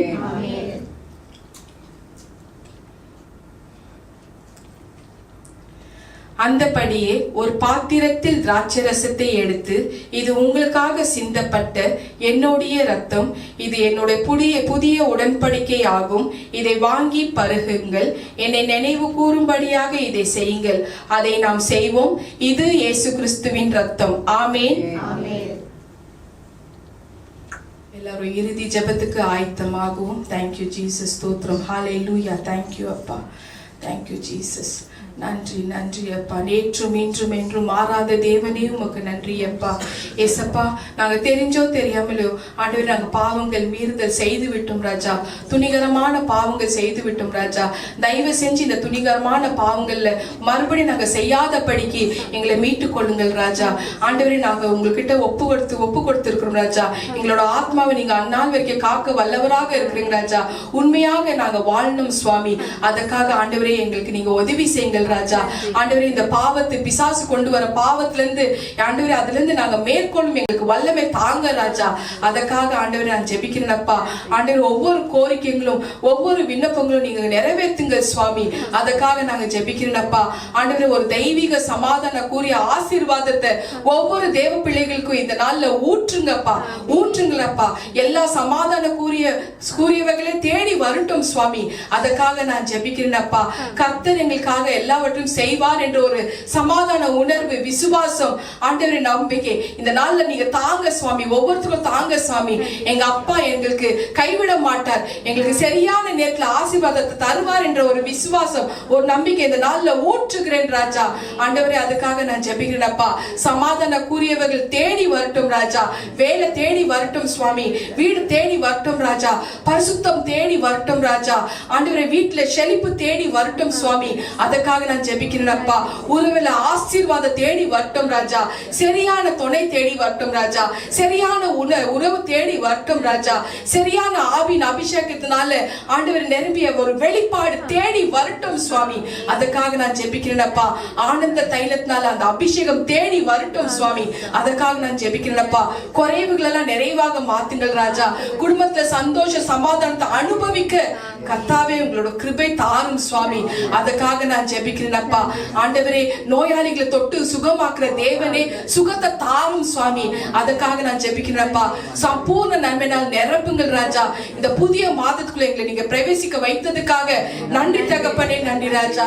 இந்த மாதம் முழுவதும் யாரெல்லாம் பிறந்த நாள் கொண்டாடுறாங்களோ, திருமண ஆண்டு விழா கொண்டாடுறாங்களோ, அத்தனை பேரும் நீர் ஒருத்தரா பேர் பேராக ஆசீர்வதிக்கணும் அப்பா. அதுக்காக நான் ஜெபிக்கிறேன் அப்பா. இந்த இடத்து விட்டு உமது பிள்ளைகள் வீடு போறங்களோ ஒரு சமாதானத்துக்கு போகட்டும் ராஜா. ஆண்டவரே, என் ஆத்மாவை காக்க வல்லவராக இருக்கிறார். நான் இன்னத்துக்கு மேல துணிகரமான பாவங்களை செய்ய மாட்டேன்ற ஒரு நம்பிக்கையோட இந்த இடத்தை விட்டு போகட்டும் சுவாமி. Thank you Lord, thank you Jesus. வந்திருக்கிற ஒவ்வொரு பிள்ளைகளும் நீர் பேர் பேராக ஆசீர்வதிக்கணும் தகப்பனே. நன்றி நன்றி தகப்பனே. Thank you Jesus. ஸ்தோத்திரம். ஹல்லேலூயா. ஸ்தோத்திரம் அப்பா, ஸ்தோத்திரம் அப்பா. நன்றி ராஜா, நன்றி சுவாமி. மை புகழ்கிறேன், மை ஆராதிக்கிறேன், மை மகிமைப்படுத்துகிறேன் சுவாமி. ஆம் ராஜா, வார்த்தையின் வழியாக நீர் எங்கள் மத்தியில் வந்தமைக்காய் உமக்கு நன்றி ராஜா. ஆம் சுவாமி, உமது பிரசன்னம் எங்கள் மத்தியில் வந்தமைக்காய் நன்றி ராஜா. ஆம் சுவாமி, துணிகரமான பாவம் என்றால் என்னவென்று எங்களுக்கு நீர் சொன்னமைக்காய் உமக்கு நன்றி ராஜா. அதிலிருந்து எவ்வாறு விடுதலை ஆகுவது என்று வழியை நீர் எங்களுக்கு காமித்தமைக்காய் உமக்கு நன்றி ராஜா. ஆம் சுவாமி, சத்தியத்தை அறிவீர்கள், சத்தியம் உங்களை விடுதலையாக்கும் என்று சொன்னீரே சுவாமி. ஆம் ராஜா, உமது வார்த்தை மாத்திரமே எங்களை குணமாக்கும் ராஜா, எங்களை விடுதலையாக்கும் ராஜா, எங்களை நல்வழியில் நடத்தும் சுவாமி. அதற்காக உமக்கு நான் நன்றி செலுத்துகிறேன் ராஜா. நன்றி அப்பா. அப்பா தேவனே, இந்நாளில் கூட அப்பா தேவனே, மலேசிய தேசத்தை நினைவு கூறுகிறேன் சுவாமி. மலேசிய தேசத்தை நீர் ஆசீர்வதித்தமைக்காய் உமக்கு நன்றி ராஜா. ஆம் சுவாமி, தேசத்தை நீர் வழி நடத்தி கொண்டிருப்பதற்காக உமக்கு நன்றி ராஜா. ஒவ்வொரு தலைவர்களையும் உமது கரத்தில் ஒப்புவிக்கிறேன் சுவாமி. ஒவ்வொரு தலைவர்களும் அப்பா தேவனே நியாயமாக இந்த தேசத்தை ஆளும்படியாக உமது கிருபையின் கரம் அவர்கள் மேல் இருக்கும்படியாக ஜெபிக்கிறேன் சுவாமி. ஆம் ராஜா, தேசத்தில் உள்ள ஒவ்வொரு ஜனத்தையும் உமது கரத்தில் ஒப்புவிக்கிறேன் சுவாமி. ஆம் ராஜா, ஒவ்வொரு மேலும் உமது கரம் இருக்கும்படியாக ஜெபிக்கிறேன் சுவாமி. அவர்களுடைய தேவைகளை அனைத்தும் நீர் ஒவ்வொரு நாளும் சந்திக்கும்படியாக ஜெபிக்கிறேன் சுவாமி.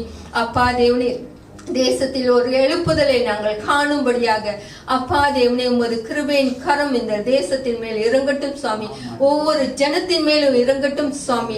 அப்பா தேவனே, உமக்கென்று எழும்பி பிரகாசிக்க ஒவ்வொரு குடும்பத்திலும் நீர் ஒரு எழுப்புதலை கட்டளையிடும்படியாக ஜெபிக்கிறேன் சுவாமி. ஆம் ராஜா, உமது வருகையோ சமீபமாக இருக்குது என்று அப்பா தேவனே அநேக காரியத்தின் வழியாக நீர் எங்களுக்கு எச்சரிக்கை கொடுத்து கொண்டிருக்கிறீர் சுவாமி. ஆம் ராஜா, அப்பா தேவனே அதை உணர்ந்து கொண்டு அப்பா தேவனே, உமக்கென்று எழும்பி உமக்கு சாட்சி உள்ள பிள்ளைகளாக நிற்கத்தக்க ஒவ்வொரு குடும்பத்திலையும் ஒரு எழுப்புதலை நாங்கள் காணும்படியாக செய்யும் அப்பா. அப்பா தேவனே, வேளையில் கூட வாலிப பிள்ளைகள் அனைவரையும் உமது கருத்தில் ஒப்புவிக்கிறேன் சுவாமி. ஆம் ராஜா, அப்பா தேவனே, வாலிப பிள்ளைகள் அனைவரும் அப்பா தேவனே, அநேக வாலிப பிள்ளைகள் உலக காரியத்தில் ஈடுபாடாக இருக்கிறார்கள் சுவாமி. உம்மை விட்டு தூரமாக இருக்கிறாங்க சுவாமி. அப்பா தேவனே, ஒவ்வொரு வாலிப பிள்ளைகளையும் நீர் தொடும்படியாக உமக்கென்று எழும்பி பிரகாசிக்க அப்பா தேவனே, ஒவ்வொரு பிள்ளைகள் மேலும் உமது ஆவின் அபிஷேகத்தை ஊற்றும்படியாக ஜெபிக்கிறேன் சுவாமி. ஆம் ராஜா, அவர்கள் வாழ்நாள் எல்லாம் உமக்கு சாட்சி உள்ள பிள்ளைகளாக நிற்கத்தக்க அப்பா தேவனே, நீர் ஒவ்வொரு வாலிப பிள்ளைகளையும் எடுத்து பயன்படுத்தும்படியாக ஜெபிக்கிறேன் சுவாமி. ஆம் ராஜா, அப்படியே நீ செய்ய போவதற்காக உமக்கு நான் நன்றி செலுத்துகிறேன் ராஜா. நித்திய ஜீவன் பிரேயா ஹவுஸை உமது கரத்தில் ஒப்புவிக்கிறேன் சுவாமி. ஆம் ராஜா, இந்த சபையை நீர் விசேஷ முறையில் ஆசீர்வதித்து எங்கள் சபைகள் தேவைகளை அனைத்தையும் நீர் சந்திக்கும்படியாக ஜெபிக்கிறேன் சுவாமி.